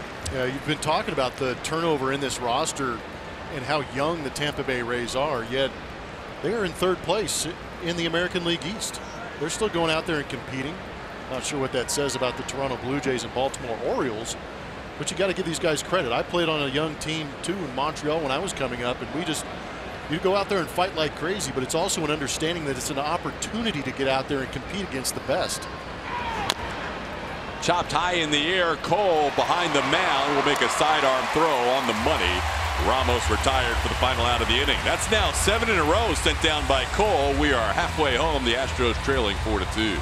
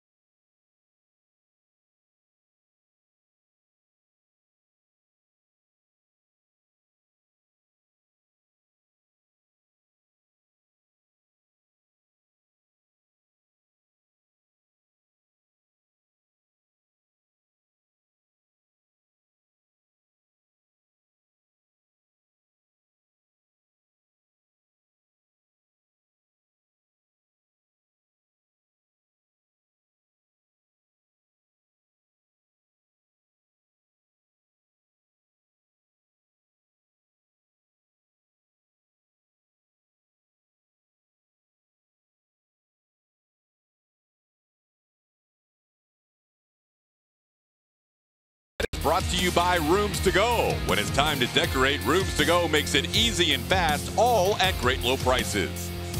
By Volkswagen. And by Champion Energy Services, the exclusive electricity provider of the Houston Astros. Bottom half of the 5th inning. Good crowd tonight on a Monday with the Astros returning home, coming off a perfect 10-0 road trip. They will try and get things rolling here in the bottom half of the 5th with Brian McCann leading things off against Matt Andriese. McCann, Tony Kempton back to the top of the order. Good to see Garrett Cole put the wheels back on the last couple of innings. Cole threw 67 pitches in the first 3. Now has retired 7 in a row and needed just 22 pitches the last 2 innings.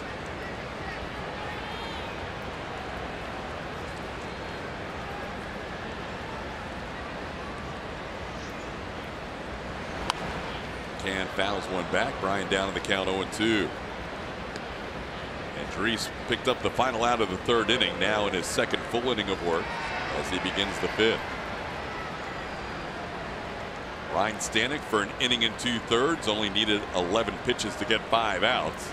And Johnny Venters for the next inning. And Andriese is gone the rest of the way.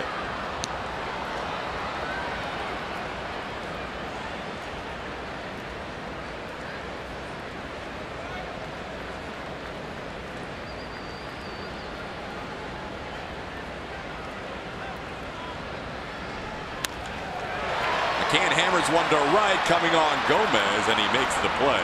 Ryan hit it hard, but at the Rays right fielder for the first out. We've got some time for some league leaders. They're brought to you by Houston Methodist. Easiest schedule until the All-Star break. The Astros leading that way. The opponent winning percentage under 500 by a little bit, and then it's the Twins, Rangers, and Cubs. World Series champions may have earned that right, facing some tough competition in May, early June. Here's Tony Kemp. Well, it really is this year in particular with the American League. a big separation of classes between the haves and the have-nots. And you really don't know that until you start the schedule and play things out. You have an idea, but until you actually play it out, get 70, 75 games into the season, you really start to see that separation. But yeah, it's pretty drastic. Right now, just 6 teams in the AL with winning records, the Astros being one of them. So only 5 other teams could possibly be on the schedule that are better than 500. They just saw 3 of them in a row: Cleveland, New York, and Boston, and Seattle. Actually, all 4 in a row. Everybody but the Angels. Well, it's also interesting that the West, the American League West, has 4 teams 500 or better now. With coming into today, the Oakland A's at 36 and 36. So some of the better competition still out west. And there's going to be plenty of games in the division too. AL West has the best overall record. The A's have been very good outside the division, just can't win against teams in the AL West. Oakland overall is 12 and 25 against the West and 24 and 11 against everybody else. Tony Kemp a little bit of pain after fouling that pitch off. Well, the beauty of Supermos, we get to see where that gets him right on that instep. Hopefully got a little bit more of the bottom of the shoe than on top. Tony should be able to shake that one off. Hopefully it doesn't slow him down. He was flying that last AB. What'd you have him at? 29.1 feet per second. Elite speed is 30, and we usually see that when a guy's tracking down a fly ball. Getting from home to first in that kind of time is impressive.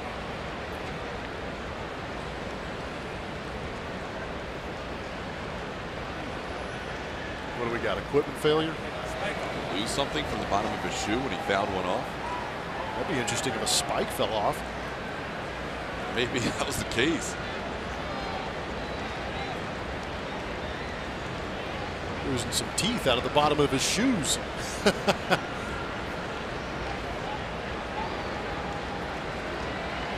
Tell you what, get a little bonus from Adidas. Good product placement right there. 2-2 the count with 1 out and nobody on. Ground ball towards Wendell. This guy's a very good second baseman. That one was relatively easy. There's 2 away in the 5th. Tony may have a little tire repair going on after that ground out. Got to hit the pit crew and see what they've got. See if George can get things going. George has popped up and also grounded out to third. Springer was just 1 for 14 in that Kansas City series. All it takes usually for George is 1 good AB, and next thing you know, he could have 4 or 5 hits in a 7-at-bat stretch with a couple of home runs. Takes a pitch outside for a ball, 1-0. Saw him earlier this year with a 6-hit game in Oakland.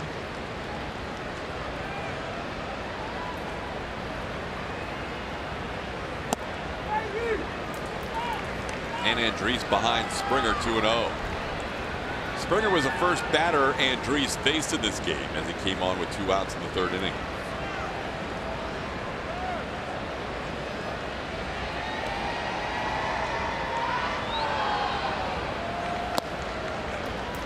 Inside, 3-0.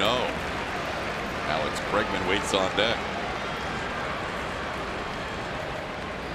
It's been tough sledding of late for George Springer. I might give him the green light. 3-0 right here. Just let him swing himself out of it. Or we could have a moment like we saw a couple times with Carlos Correa, where he kind of dials in and sees one more fastball, hoping to get it right here in the 3-1 count again. This could be a pretty healthy swing here, 3-1, if it's over the plate. Checks his swing. That's ball 4. Threw the off speed at him. Good take by George. That's a good job for a guy who has struggled a little bit, 1 for his last 16, not to chase that 3-1 breaking ball. And instead, Alex Bregman gets a chance with a runner on base. Bregman popped up in his lone at bat against Andriese. He's also fly to deep center field.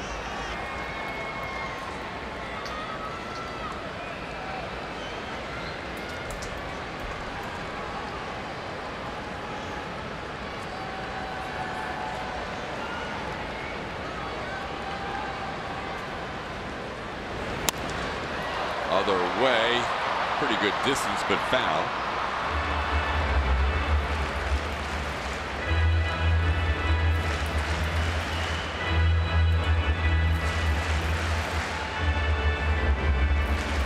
Andres last year allowed 16 home runs and 17 starts, total of 86 innings, one appearance out of the bullpen.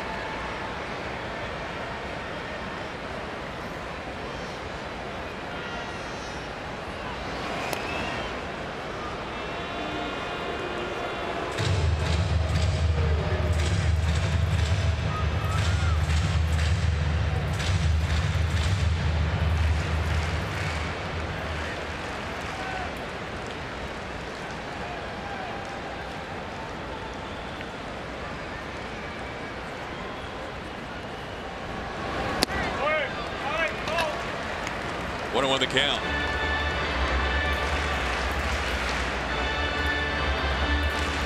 Astros starting the night a game and a half ahead of Seattle in the AL West.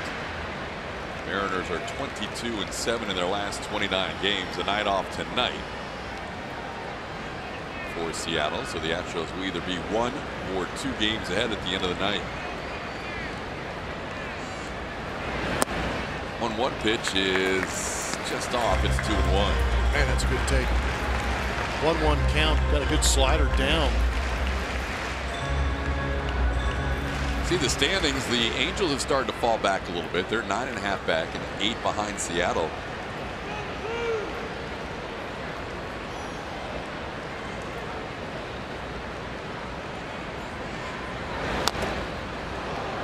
Chopped down at the plate. It's 2-2.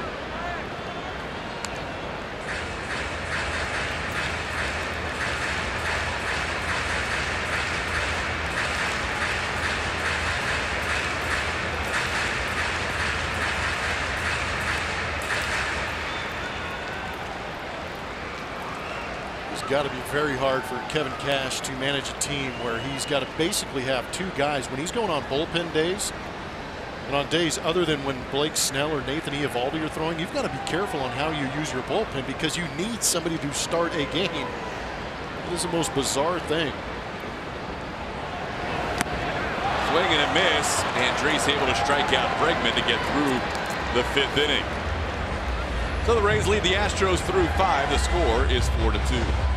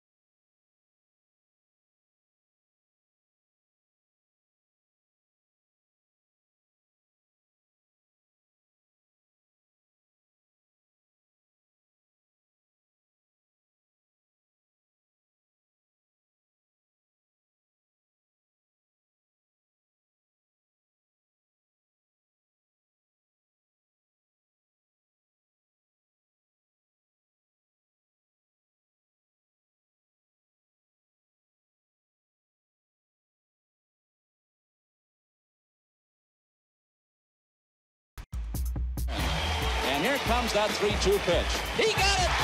It's all over. A swing and a miss. And Wilson has pitched a no-hitter. Well, there's no need to tell you that that young fella is being mobbed. Everybody out of that Houston dugout. Tonight's Mercedes-Benz, this date in Astros history. Don Wilson, 51 years ago tonight against the Atlanta Braves, struck out 15 in his no-hitter, walked 3. The great Don Wilson. His number hangs here at Minute Maid Park. retired number, the number 40, as C.J. Cron takes a called strike from Garrett Cole. Cron has struck out his 2 times he's faced Cole tonight. 4-2 game as we head into the 6th inning. Chases the fastball. It's 0-2.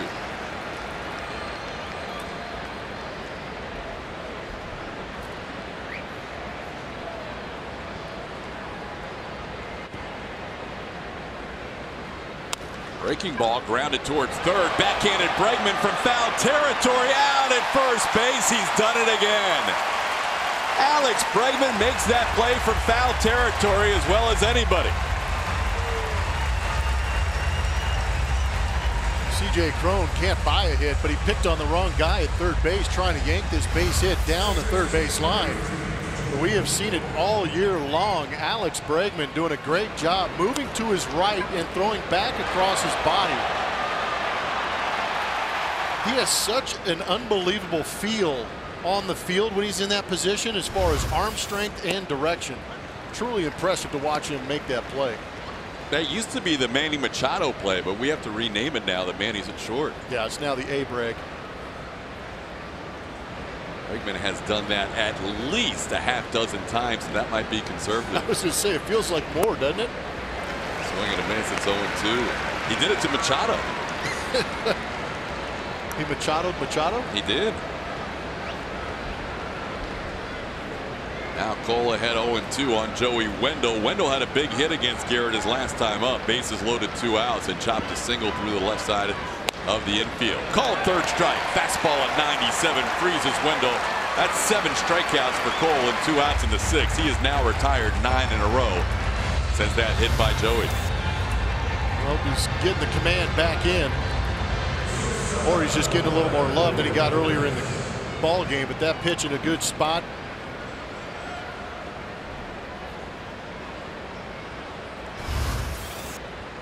Now here's Willy Adames. Adames takes a called strike. Whatever adjustment Garrett Cole has made in this game has worked. He has gone from a guy who was searching for his command to a guy that seems to be a little bit more dialed in here over the last 3 innings. 0-2. Yeah, in case you were wondering if a pitcher can get into a rhythm, you're seeing it. We saw him earlier in the game kind of wandering around the mound, searching for it a little bit, but now he's a grab-and-go guy. And he knew after 3 innings, throwing more than 22 pitches an inning, it was going to be a short night unless he got things turned around in a hurry. You are absolutely correct. It's kind of fun to watch a guy all of a sudden turn around, get command, and understand the situation and grab the bull by the horns. Adames stays alive on the breaking ball. Garrett Cole will make his 100th pitch with the next delivery. 3 on the left side for Willy Adames, the young Tampa Bay shortstop.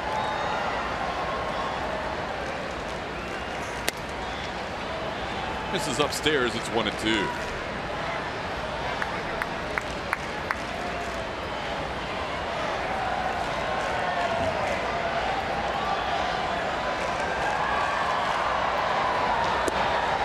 Just missed the inside corner. It was close, and it was 2-2. I think that was a pretty good pitch. It was a great location. Just a sharp, quick slider. That 6th pitch in the lower right, grabbing just a portion of the zone. That one was off, and now he's gone to a full count. This is the 5th time in the night he has had a 3-2 count, and hopefully a different result with this one. The other 4 have all resulted in a walk. This time he gets the strikeout. Garrett Cole pumped up. He is now retired 10 in a row. And he is through 6 with the Rays leading the Astros 4-2.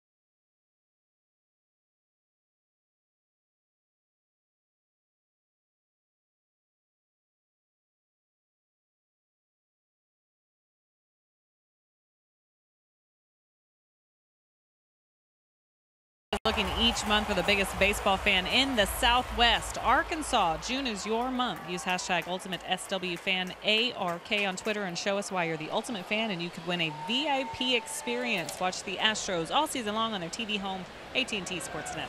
TK. All right, Julia, when Jose Altuve leads off here in the bottom half of the 6th inning, last had that ground ball base hit to the shortstop, Willie Adames. That was his 100th hit of the season. Altuve's done it before in his career in Game 75 2 different times. This year in Game 74 it sets a new mark for him. He has played in every single one of the Astros 74 games. Homer mentioned earlier before the broadcast in our little warm-up segment how everybody's had a little chance to get a day off. Well, Altuve hasn't. You would think sometime soon A.J. Hinch is eyeing up an off day for a guy who doesn't like very many off days, Jose Altuve. Yeah, no matter how cold, how hot it is, he is going to be in that lineup. He gets mad at AJ if he gets taken out for a day. Ground ball towards third, past the diving Matt Duffy down the third baseline, all the way to the wall. Altuve in second. He will stop there. No, now he's going to head to third, and he will get there to lead off the bottom half of the 6th inning.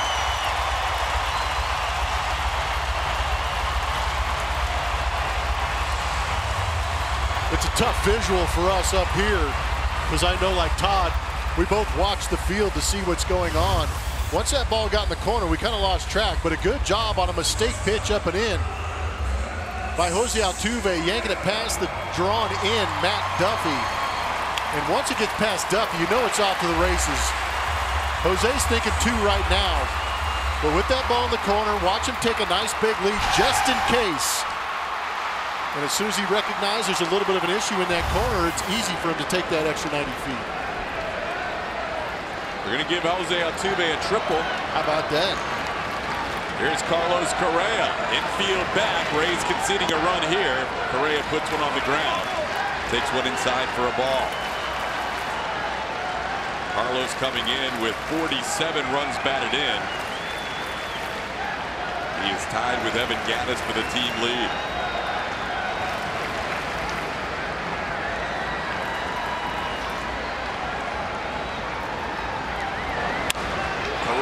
Rips one foul on one hop off the facade of the stands down the left field line.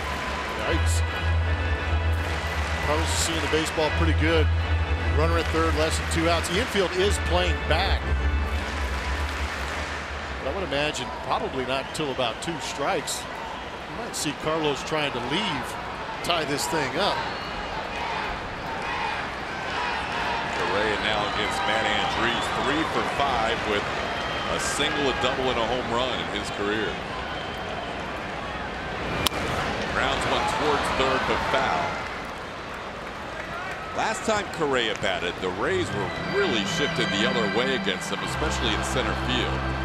Malik Smith has kind of split the difference. He's not quite straightaway center, but he's a lot closer to straightaway than he was when Correa batted last time. Field, the left fielder is almost on the warning track near the Crawford boxes.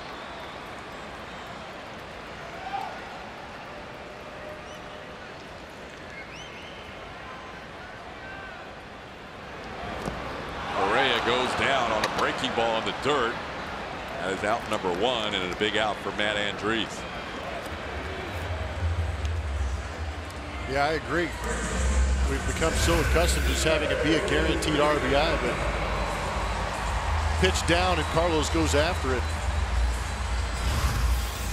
Well, if you need a guy to drive in the run, though, the guy right behind Correa has been doing it on a very consistent basis, Yuli Gurriel. And I think that was one of the great things about last season's team is, and we keep talking about the depth of this team, and that's what it was last year. If one guy faltered a little bit, there was always a guy behind him, 1 or 2 guys behind him that were able to pick him up.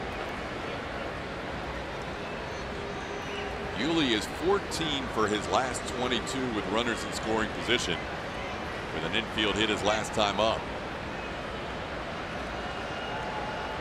Meeting at the mound, first Wilson Ramos went out there to check on Andrees, and then Kevin Cash followed. They may be going to a little stall tactic here with a lefty warming up in the bullpen.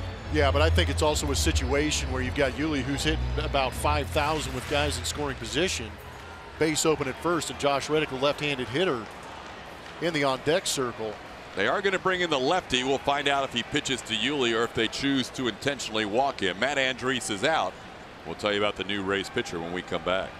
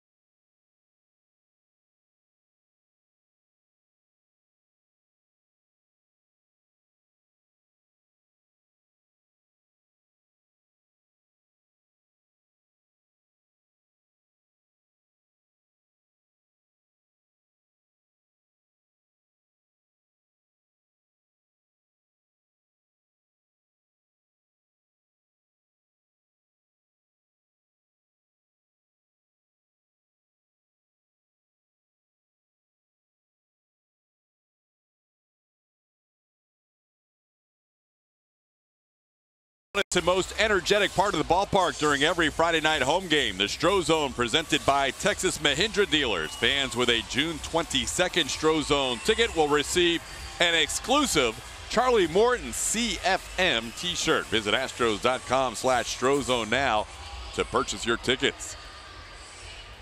New pitcher as we look at how the Rays have broken it down this game. Inning and 2/3 for Stanek, only needed 11 pitches. Johnny Venter's at inning and 18 pitches, and Matt Andriese 2 2/3.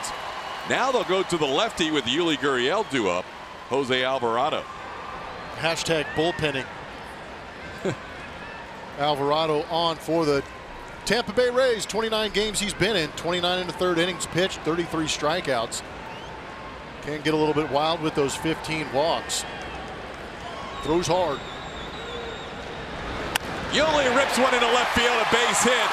That is now 13 hits in his last 25 at-bats with runners in scoring position, and we have a one-run game. I don't get it. I was about to say before the first pitch, I don't remember a lefty being brought in to face Yuli Gurriel.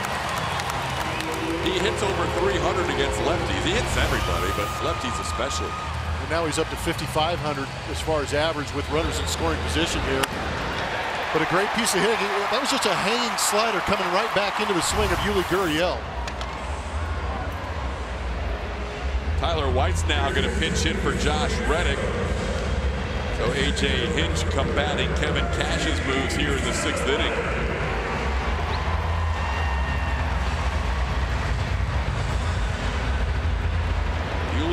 Just rolling right now in that runners in scoring position category. Tyler White saw one pitch yesterday. Pinch hit double, was taken out for a pinch runner. On a day where the feels like temperature was 100 degrees in Kansas City and most players were out there for over 3 hours, Tyler White was out there for about 45 seconds.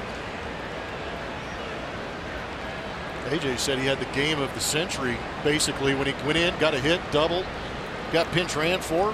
It's a nice afternoon. Big swing by Tyler, but down in the count 0-2. So AJ playing matchup here in the 6th inning, maybe a little earlier than he normally would, but then again, this is a different way to attack a Tampa Bay bullpen that's already gone to 3 pitchers out of that pen in the 6th inning.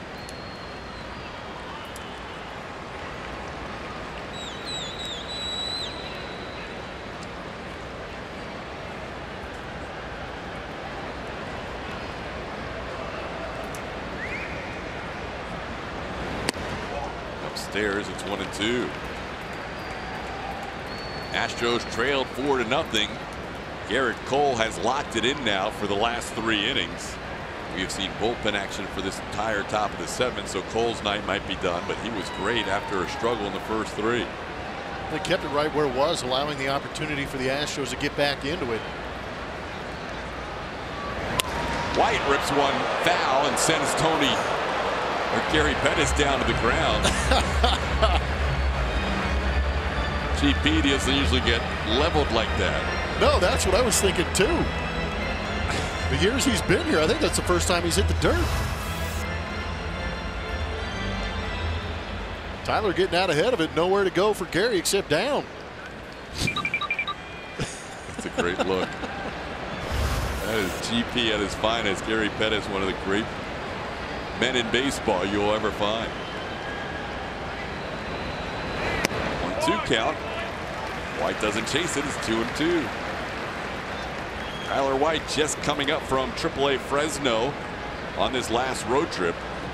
Ramin Gudwan was away for paternity leave, and now Gudwan's been sent back to AAA Fresno. White getting his 3rd at bat. Tyler had an OPS of over 1,000 this year at the AAA level. In the dirt. And Alvarado, who was ahead 0-2, now has run the count full.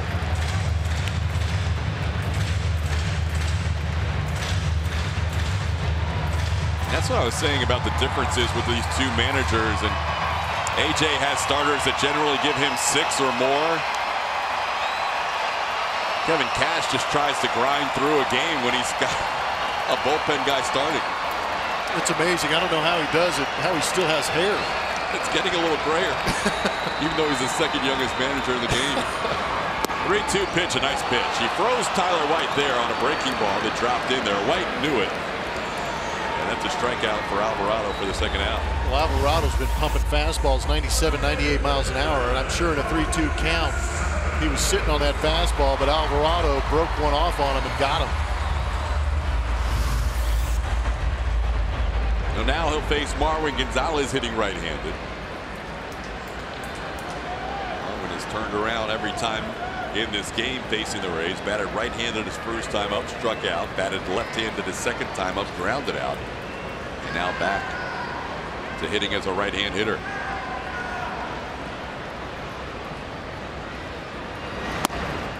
Takes a fastball for a strike.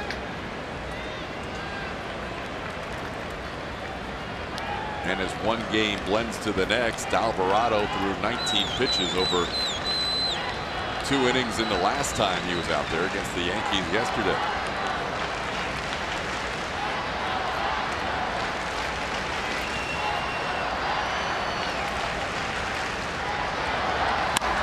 Ball hit well past the diving Adames into left field.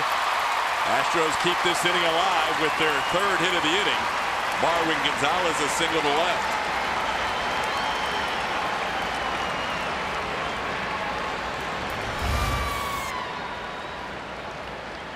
Brian McCann's due up, but we did not see him in the on-deck circle. With the left-hander Alvarado out there. Good job by Marwin getting it ready, get that foot down and turn on 98 miles an hour. A standing ovation from some fans as the player of the week jumps out of the dugout to pinch hit. And out comes Kevin Cash. Evan Gattis announces a pinch hitter. Kevin Cash doesn't want Gattis to face the lefty, but he will go back to his bullpen with his pitching change. Gattis hitting for Brian McCann. We'll be back after this.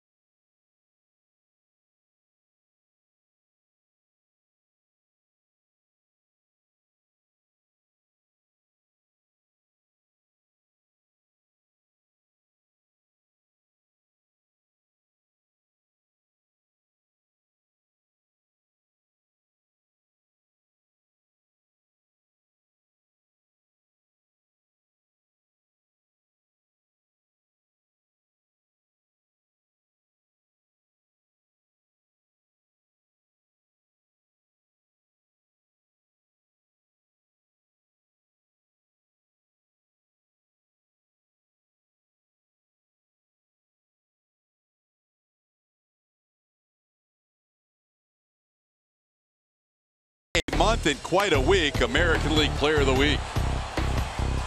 The man bear has been swinging the bat extremely good, and he's also been doing it in some very clutch situations. A lot of runners on base, racking up RBIs in a short amount of time. We've seen base hits, doubles, home runs. But when this guy gets a hold of it, usually goes a pretty good distance. He's got a tough challenge right now. Tampa Bay Rays have brought in Diego Castillo. Castillo is a hard-throwing right-hander with a really good slider. Those are his two pitches. He will throw that slider more often than his fastball against right-handers. Very good numbers on the year. Coming up from AAA Durham. Just 24 years old and now facing Evan Gattis with the tying and go-ahead runs on base and 2 outs in the 6th. Gattis takes one inside for a ball. That was a slider that didn't move. He normally throws that slider in there around 88, and the fastball is 96, 97 on average. Get a pretty good idea when you're throwing that hard. You get a pretty good idea if a guy wants to challenge somebody, but you also get a pretty good idea how he feels about Evan Gattis if he's going to the off speed early. Ground ball towards third. Duffy on 2 hops makes the play to second, and the rally is over. The Astros score 1 in the 6th, then Strand 2. They're down 4-3 as we head to the 7th.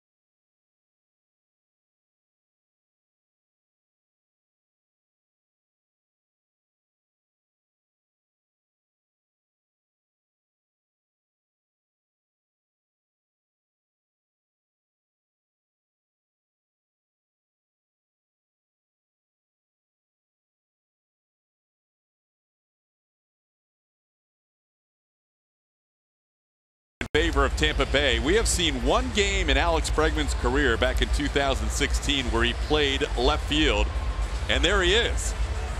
He is in left right now as Tyler White was the pinch hitter for Josh Reddick. So Marwin Gonzalez moves from left to right to take Reddick's spot.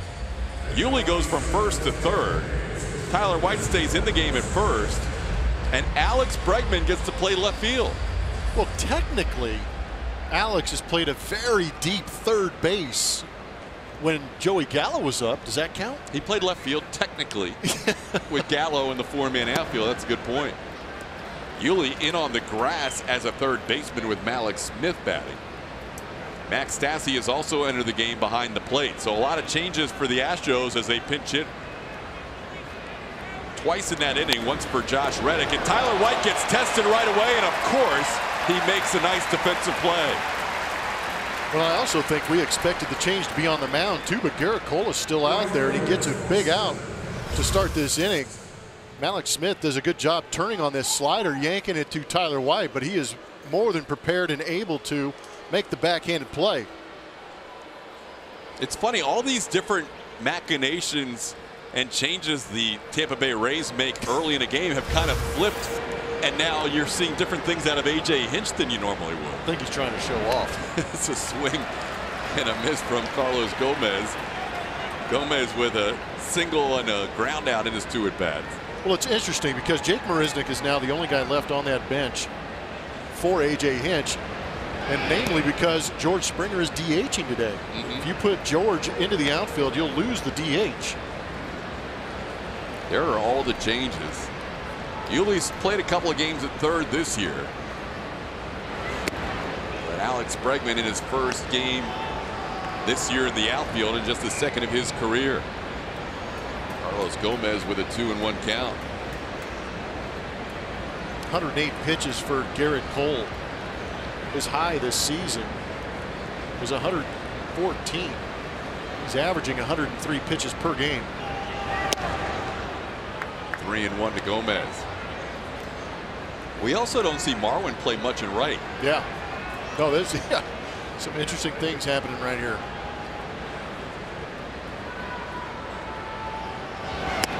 Up high, ball 4. That is a new career high in walks issued by Garrett Cole. He walks his 5th batter of the game. Julia, what do you have for us? This season, you have more ways to watch the Astros than ever before. Download the AT&T Sportsnet app from iTunes or Google Play, or go to attsportsnet.com to stream from your computer. Log in with your cable account information, and you're all set. Available to customers whose TV subscription includes AT&T Sportsnet. Subject to blackouts. Territorial restrictions apply. All right, Juliet. Johnny Field bats with 1 on and 1 out. Got to think A.J. Hinch is thinking this could be the last batter for Garrett Cole, as he misses inside for ball 1. Homer mentioned his season high in pitch count, approaching that number right now. Cole at 111 pitches through 112 in that start against Cleveland when he lasted 7 innings, and 114 in his complete game. 1 hitter at Arizona. There goes the runner, ground ball towards third, but it's foul. Gomez will have to come back, and Yuli gets a free practice throw from third base. It's always nice. We did not envision this defense when the game started. Nope. Didn't see this coming. Yuli at third, Bregman in left, Marwin in right.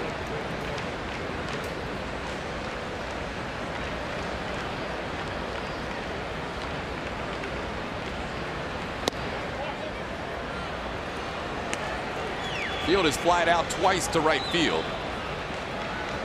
Cole about to make pitch number 114, 67 in the first 3 innings. He's been much more efficient as the game's gone along, as you can see. Runner on the move, and a pop up into right field. Marwin coming in, still coming in, and he gets there for the out. That's 2 away. Well, AJ is going to give Cole 1 more batter, it appears. Extra day off until his next start with the off day on Thursday. See, AJ's not entirely comfortable with letting a pitcher go too close to 120 pitches. Keeps looking at that chart, and also knowing that if he can get Garrett Cole through 7, it also gives him a chance for the W. Well, it's just kind of interesting, just in the sense that he has a career high in walks, so that might set off a little bit of an alarm for the manager, A.J. Hinch. But at the same time, he's really been pitching relatively easily since, that 4th inning. So maybe not as taxing here in the later innings. Found an edge off the outside corner.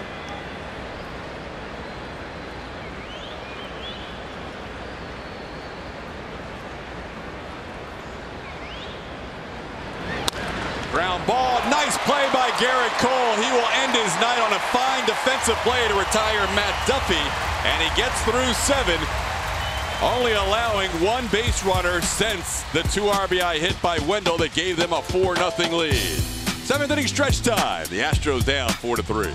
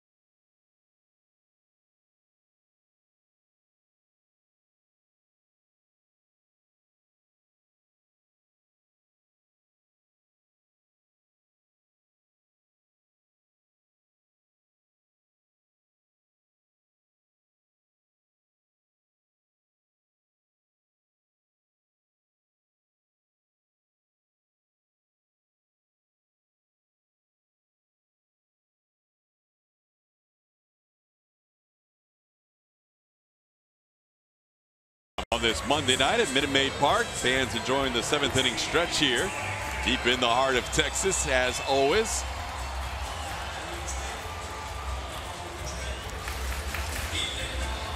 They're happy to have their boys back in town after having a very strong road trip. Finished off a home stand with a win against Seattle before getting out on the road. 11 straight wins, trying to extend it here. Well, they've been buzzing lately about this team, and rightfully so. Trying to get to 12 wins in a row, and tonight it's been in comfort behind fashion, down 4-0. They cut it to 4-2 in the 4th, and then 4-3 in the 6th inning, and now Tony Kemp will lead off the 7th. Facing Diego Castillo in his first full inning of work. Castillo delivers a strike. Well, Garrett Cole locked it in after the 3rd inning. Cole ends up going 7 innings and made a fine defensive play to retire Matt Duffy to get through the 7th on a comebacker that was headed towards center field. Kemp slowly towards first. This time Bowers knows he has to hustle himself and does get there in time. Kemp had a hit in the 1st inning on a ball a little further to Bowers' right. It's 1 out in the top of the order, due up George Springer.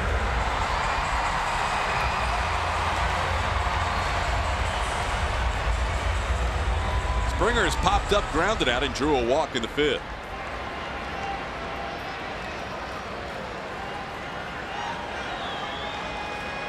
All these Astros facing Castillo for the first time.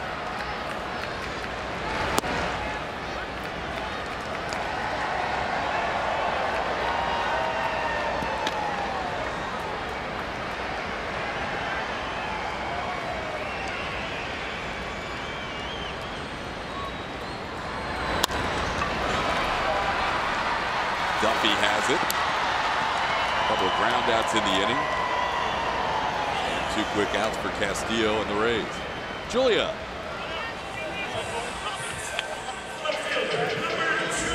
We've got some results to show you from today's Chevy Stroh Poll. You're looking back on that road trip. What was your favorite play? Everybody loves Gaddis. The Grand Slam. Evan Gaddis was one of the many homers he hit on that road trip. 55%. Thanks for voting. Thanks for following at ATT Sportsnet SW. Take care. All right, Julia. Evan Gaddis' day is already done. He came on as a pinch hitter and grounded out. And now the left fielder, Alex Bregman, will bat with 2 outs. That's right. Alex is playing left field right now.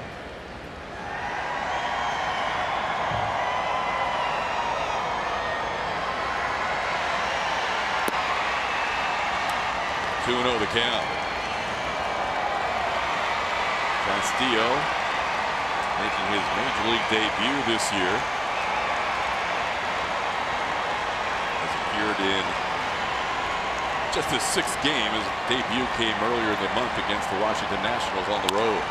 Ground ball towards 3rd. Duffy spins and throws, and the Astros are retired 1-2-3 in the 7th. Castillo gets 3 groundouts. We're heading to the 8th, still 4-3.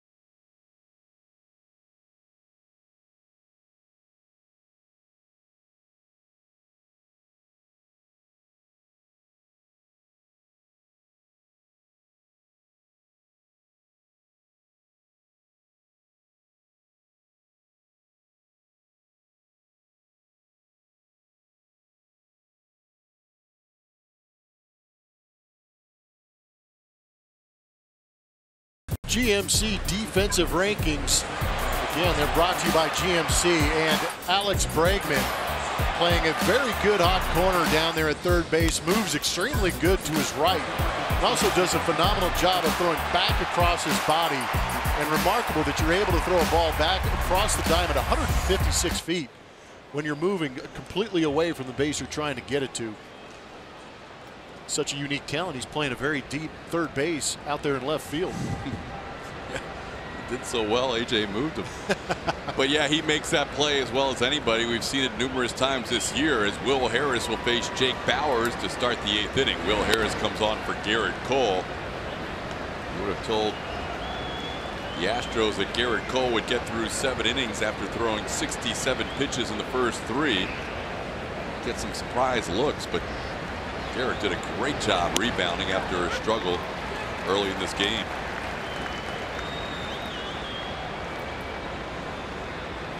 1-1 the count to Bowers.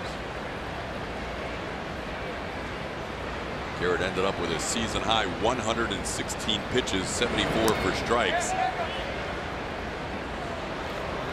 2-run home run allowed to Ramos in the first inning, and a 2-out 2-run single by Joey Wendell in the third. The inning where Garrett went to a full count 3 straight times and walked 3 straight batters, part of 5 walks allowed, the most in his career in a start. There's a strike. It's 2-2.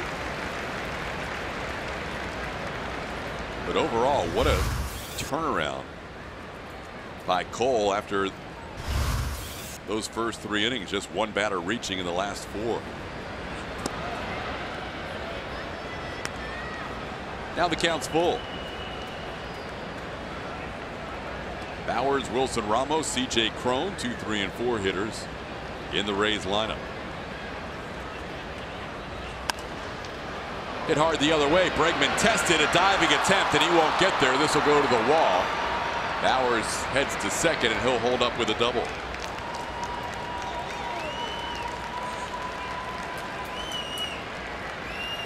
Good effort, but this baseball's twisting away from Alex Bregman. If you don't play a lot of outfield, it's tough to judge how that ball's going to move when it's off the bat. But usually to the opposite field side, to the corner outfielder, it's going to continue to tail away. But you can't fault the man for trying.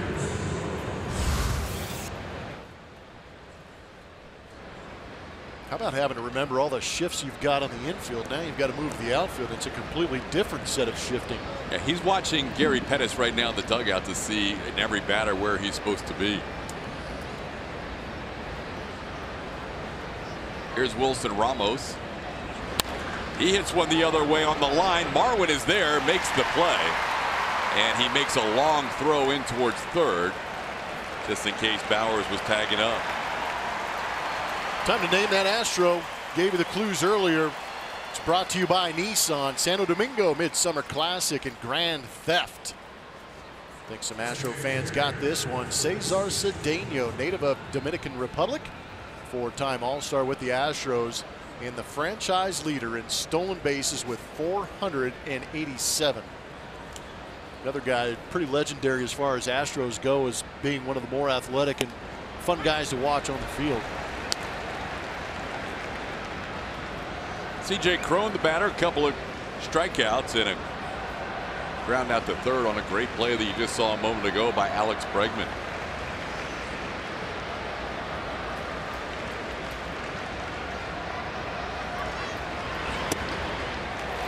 Real ahead of the count, 0-2.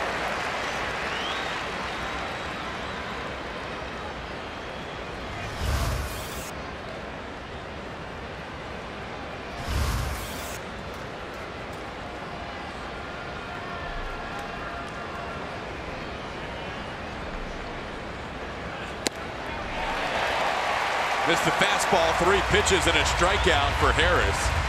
Cron strikes out for the 3rd time tonight. There's 2 away after a leadoff double. Yeah, it's amazing. Baseball is relentless. It's a very tough sport. When you're going bad, the other team does not care. They're going to continue to attack and force you to swing the bat. Not a comfortable feeling. C.J. Cron now in an 0 for 23 and 18 strikeouts in that stretch. Here's Joey Wendell. Wendell misses the curveball.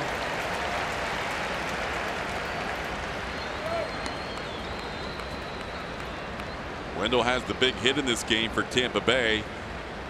His 2 RBI single in the third, giving them a 4-0 lead at the time. They now lead 4-3.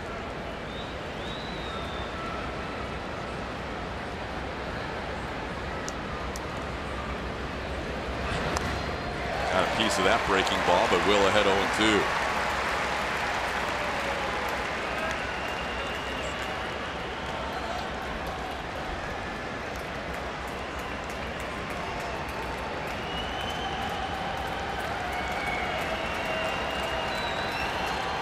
Chaz Rowe warming up for Tampa Bay. The Astros have 4 right-hand hitters due up in the 8th inning. Altuve, Correa, Gurriel, and White.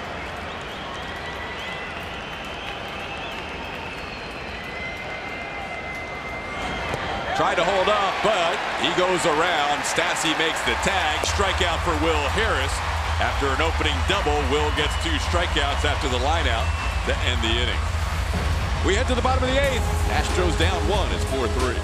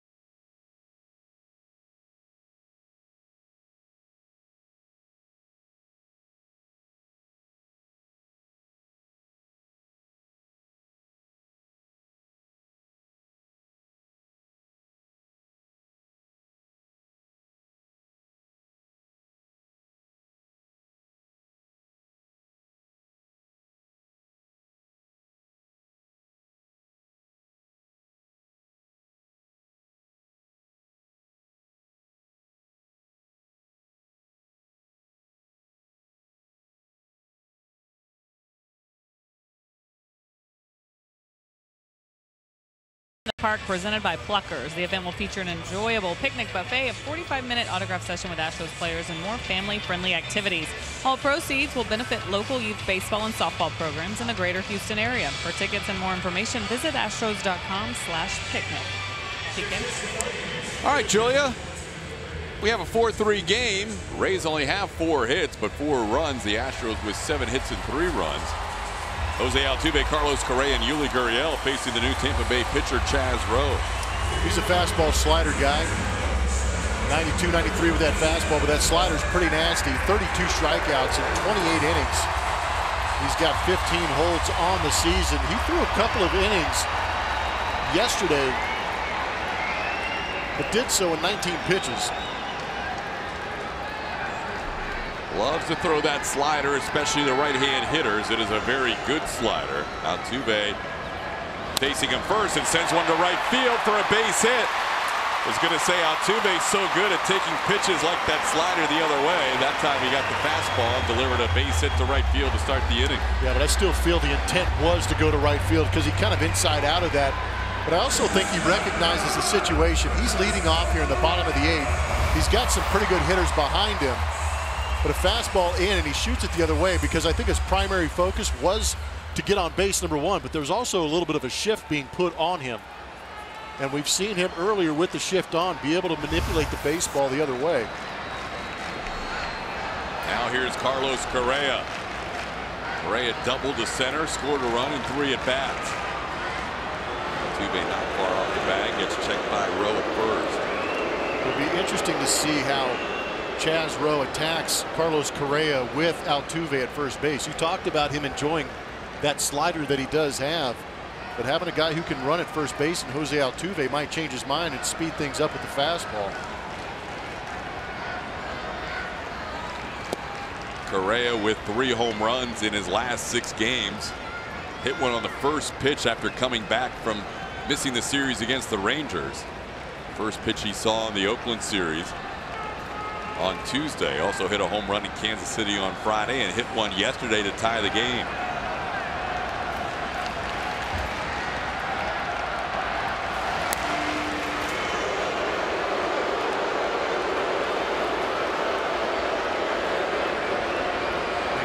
Stadium saw Jose Altuve leaning on that first pitch. Didn't go, but you know the idea is in his mind to go as soon as he can.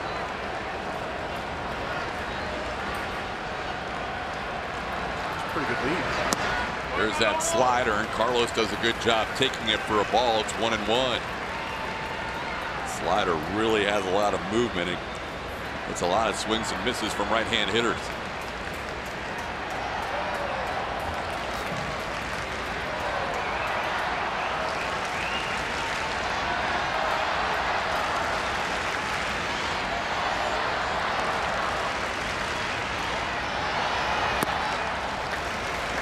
Definitely some concern with Rowe with Altuve at first. He really was in the set position for an extra beat or two to see if Altuve would run. That's just a couple of the tactics that a pitcher can use to try and mess up the timing of a guy trying to steal a bag. You can either be quick out of the stretch, you can slide step where you don't bring the lead leg all the way up, or you hold for an extra beat. There's a strike at 2-1. Well, and Carlos Correa taking 2 fastballs that look relatively hittable might be the reason that we talk about that slider. He's thinking about it too, possibly. Now with 2 strikes, the percentages go up further. The amount of times Rowe throws a right-hander or slider.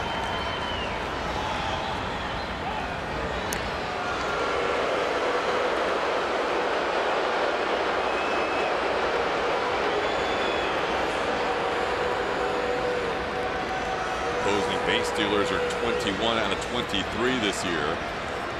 Wilson Ramos behind the plate.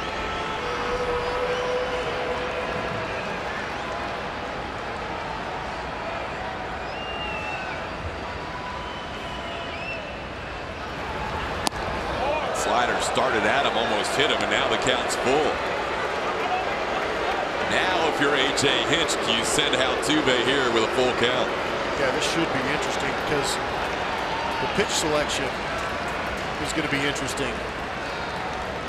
Carlos Correa saw some fastballs early that got Chaz Rowe ahead in the count. Now he's falling behind in the 3-2 count. He's got a guy at first who can run.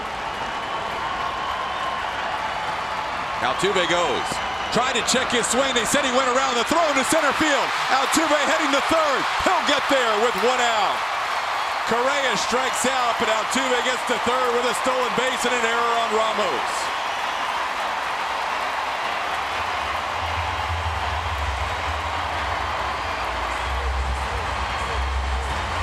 Well, sometimes you get a bit of good news with some bad news, and Carlos Correa got that slider, was unable to hold up. With that throw nowhere near second base from Wilson Ramos, and getting to third base easily is Jose Altuve. 11 steal the year for Altuve. The error by Ramos now forces the infield in. Yuli Gurriel, the batter, already with 2 RBIs tonight. Yuli takes that slider for a strike.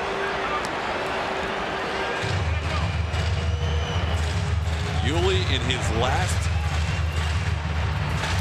23 at-bats with runners in scoring position, has 15 hits.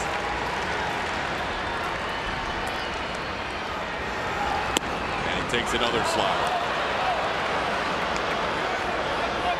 Yuli has never faced Chaz Rowe before, and he's seen him drop in a couple of tight sliders on him.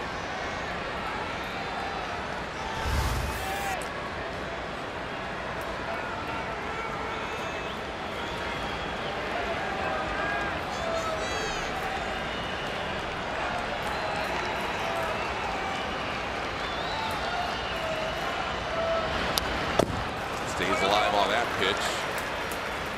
Seeing a third straight slider.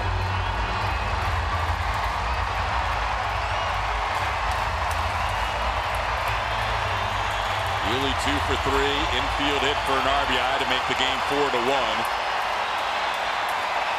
And a base hit into center field to make the game 4-3. Now a chance to tie it up. Holds up. It's 1-2.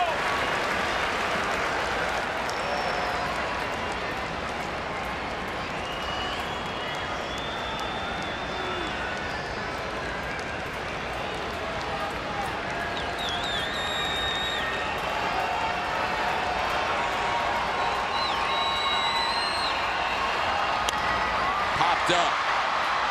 Adames, the shortstop, just beyond the infield, makes the play for the second out. Rowe able to keep Altuve at third, and Tyler White will bat against the Rays right-handed reliever.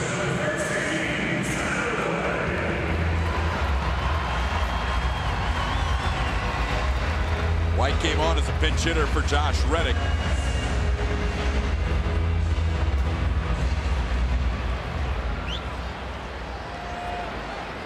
That was against the left-hander Jose Alvarado, now facing Chaz Rowe.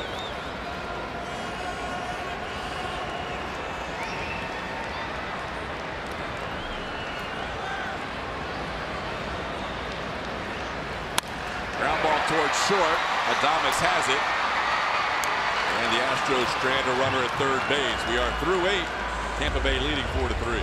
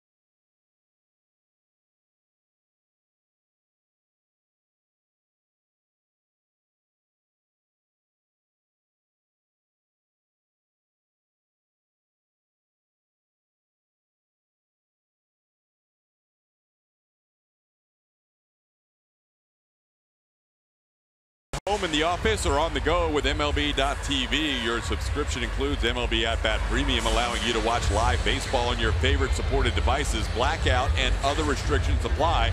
Visit MLB.tv for details. Ninth inning baseball. Frustrating bottom half of the 8th with Altuve on third base and 1 out, unable to get the run across. And now Colin McHugh takes over in the 9th. Colin McHugh's done great out of the bullpen all year long for the Houston Astros. He has made 22 appearances, a 1.16 ERA, is ranking 4th amongst American League relievers. The whip is in a great spot underneath 1, and he has 41 strikeouts in those 31 innings. He'll face Willie Adames. 6, 7, and 8 hitters for the Tampa Bay Rays, and Adames swings through the pitch from McHugh. It's 0-1. Gurriel and Alex Bregman, who started the game at first and third respectively, are back to their respective positions on the infield. Adames takes one inside for a ball. It's 1-1. Alex playing a couple of innings in the outfield. Tyler White making the last out of the inning, so A.J. Hinch going to a defensive alignment now with Jake Marisnick in center. Off the glove of McHugh, but he'll underhand it. Stays with it for the play, and Adames is retired for the 4th time tonight. So Marisnick in center, Tony Kemp in left, Marwin stays in right. Alex Bregman and Yuli Gurriel back to where they started the game, and Colin McHugh, the new pitcher. Basically, AJ was just kind of buying a couple of innings because his team trailed. Wanted to give Tyler White a chance to bat again, and now back to the defensive specialist in center with Jake Marisnick. Here's Malik Smith. Retired on a nice play by Tyler White defensively last time up. He's 0 for 3 and takes a called strike. Astros in the bottom half of the 9th inning will have Marwin Gonzalez, Max Stassi, and Tony Kemp due up. And Sergio Romo warming up for the Tampa Bay Rays.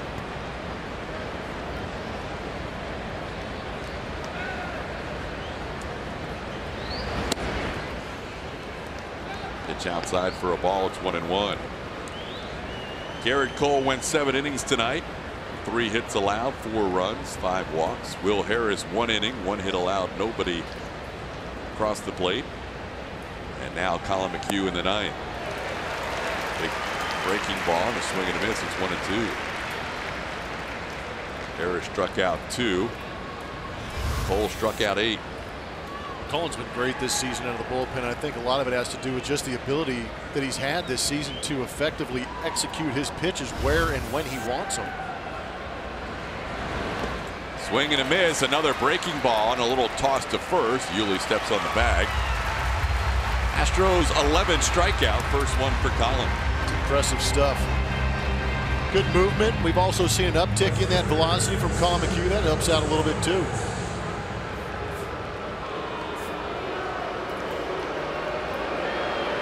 Now the fans who started with a few boos for Carlos Gomez at the beginning of the game now a little more vocal as he bats here in the 9th inning. Gomez has been on base twice, a single and a walk. He's 1 for 2. Also popped up.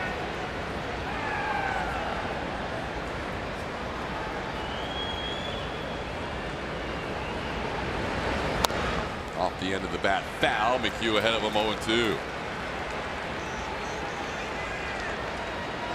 Astros with an 11-game winning streak on the line. They have never led in this game. In fact, the Rays scored the first inning before the Astros even came to bat.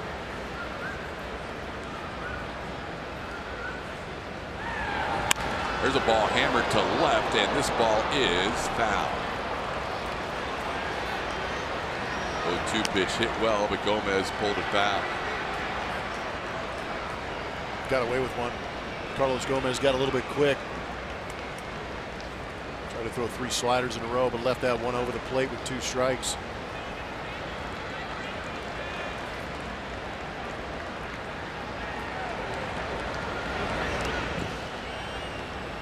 One to 2 the count.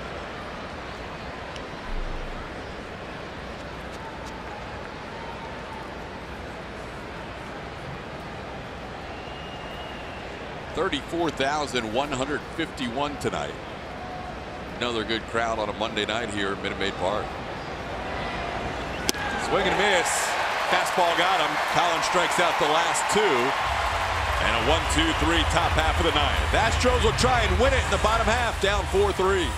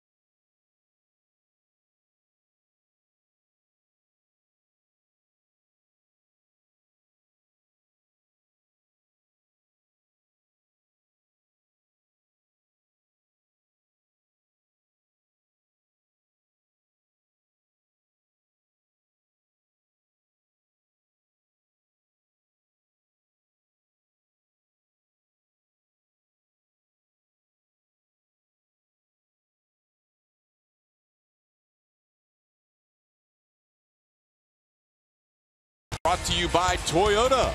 Let's go places. By Shoppers John Deere, your local John Deere dealer with 8 area locations. And by T-Mobile. Show your military appreciation and use hashtag HatsOffForHeroes. T-Mobile will donate $1 for each post. We head to the bottom half of the 9th inning. Bottom third of the Astros lineup due up. That bottom third of the lineup was very productive during the last road trip when they went 10-0. In this case, it'll be Marwin Gonzalez, Max Stassi, and Tony Kemp. And facing the new pitcher, Sergio Romo. Sergio Romo in to close this thing out. He's also started a couple of games this year, but in 30 games, a 5 ERA. That whip is large, 34 strikeouts in those 27 innings. He's not a guy that throws very hard. If he does throw you the fastball, it's usually coming in there 85 to 87 miles an hour. A lot of changeups, a lot of sliders. 7th pitcher of the night used by Kevin Cash in this game. The longest outing, Matt Andrees, 2 2/3 innings.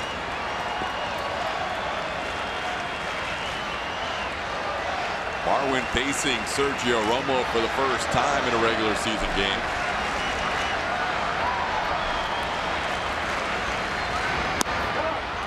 And he takes a pitch for a ball. And the Bay plays Marwin to pull as a left-hand hitter with 3 on the right side of the infield.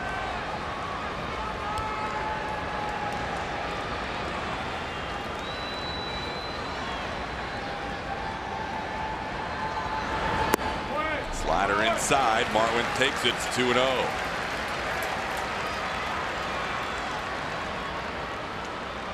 Astros trailed 4-3 yesterday to Kansas City and scored 3 in the 8th inning. And would eventually win that game 7-4. Trailing 4-3 here heading to the 9th. 3-0. Romo misses inside again. Marwin will be very particular with his next pitch.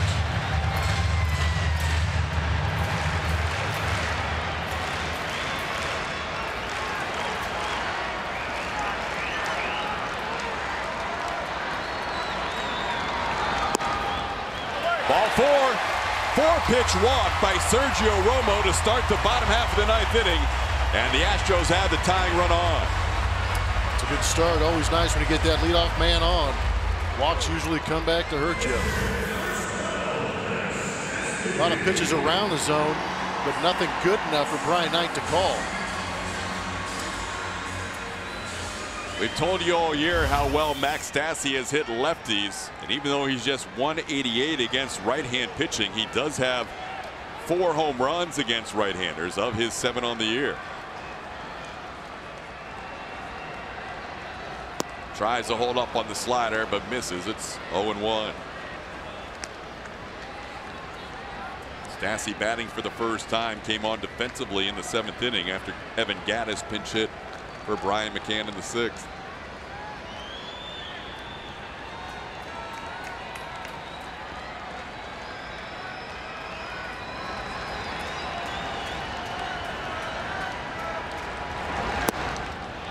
Slider for a ball, 1-1. Romo has missed with 5 of the 6 pitches so far here at the bottom of the 9th. Well, if he didn't get an overly aggressive Max Stassi, it might have been 6 pitches in a row. That first pitch might have been a little bit off that outside corner.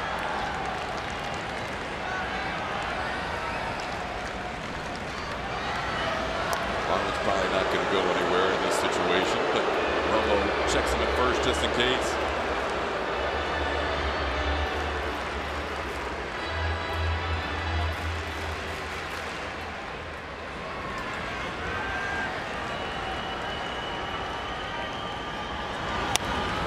Stassi pops one foul out of play.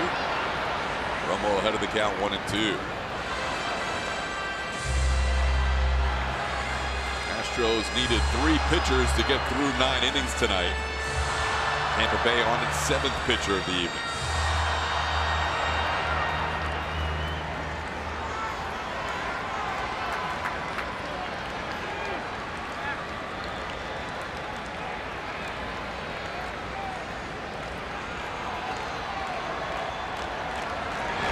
There's a line drive, base hit left field.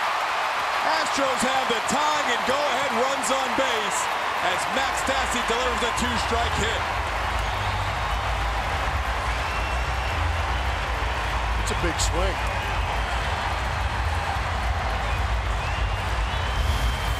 There's a hanging slider that Max Stassi stayed back on nicely and raked into left field. What that does is it moves that tying run into scoring position, but now you have Tony Kemp up there who's an avid bunter. If he is successful, he moves that winning run to second base. And he can also beat out a bunt occasionally. He's around a bunt, takes it for a strike. Marwin getting a huge secondary lead. Ramos thought about a throw. That slider went well around the outside corner. You're saying Brian Knight might have been fooled? A little bit.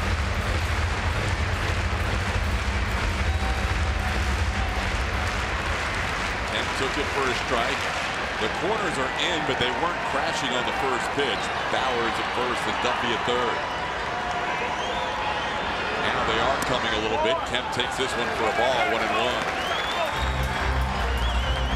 Two close pitches to Tony Kemp, one for a strike. One taken for a ball. Tough to sit back. Tough pitch to bunt, too, is that slider. A lot of movement. You want to bunt it towards third base so that you bring that third baseman in and open it up for Marwin to move ahead, but that slider's coming back to Tony. Inside, almost hits him on the foot. And it's 2-1. Astros trying for a little bottom of the ninth inning magic to keep this winning streak going.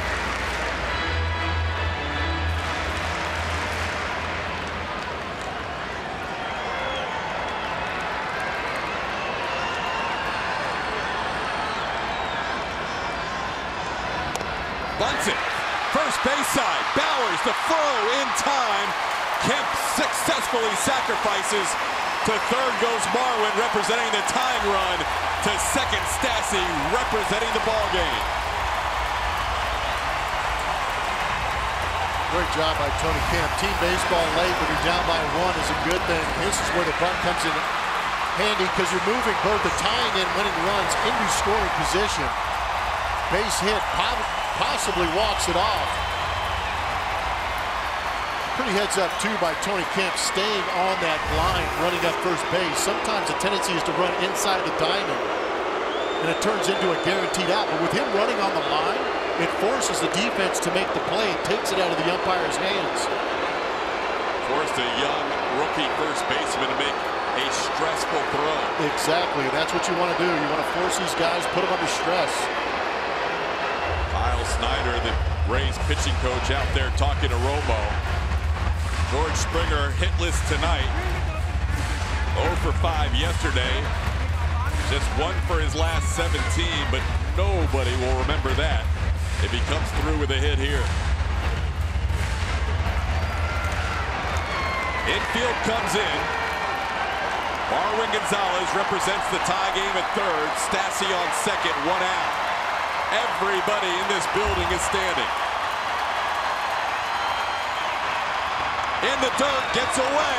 Ramos still keeps it close enough. And that's ball 1 on nearly a wild pitch. I think it's a good choice by Marwin.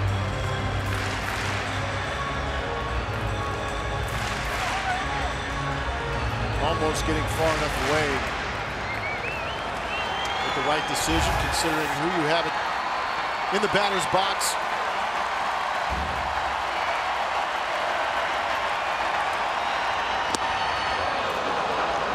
Catcher's interference called on Ramos.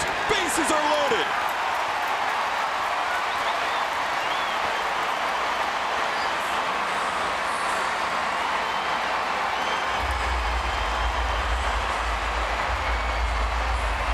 The bases are loaded on catcher's interference.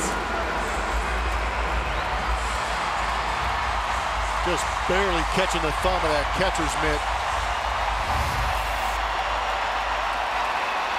Alex Bregman bats with a runner on every base.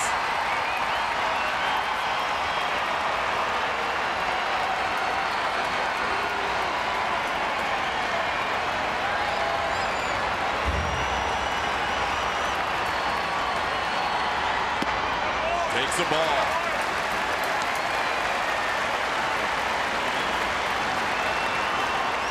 Bregman this year with the bases loaded has batted 8 times. He is 3 for 8. Has also drawn a bases loaded walk. You know Bregman won't leave the zone. Lowest chase rate on this team. 1-0 count. Ground ball foul. It's a good thing that slided backed up a little bit. There's a little more break on it. It's up on the middle part of the plate and gets crushed. Rays are playing for a double play up the middle with Adames and Wendell back. If they hit it to the corner, either to Duffy or Bowers, they will come home with Marwin representing the tying run.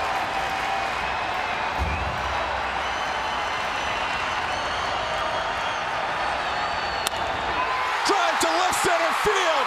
Ball game over. Alex Bregman walks it off, and the Astros have won 12 in a row.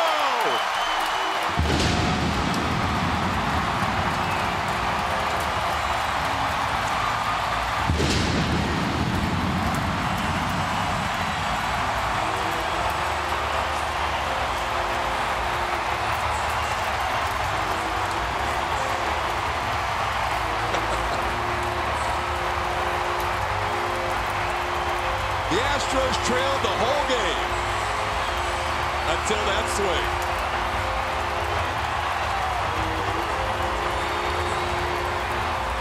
I know I'm awfully biased when I say this, but I love watching these guys play baseball. I especially love having a guy like Alex Bregman in the box in big situations, too. That's not off the end of the bat. That's a good slider on the outside corner that Alex Bregman went out and got. Hit a rocket in the left, leaving no doubt about the fact that the Houston Astros are going to win this game and get it to a dozen straight. Marwin and Stassi score on the double by Bregman, and as soon as that ball was hit, the celebration was on. I think these guys like this feeling.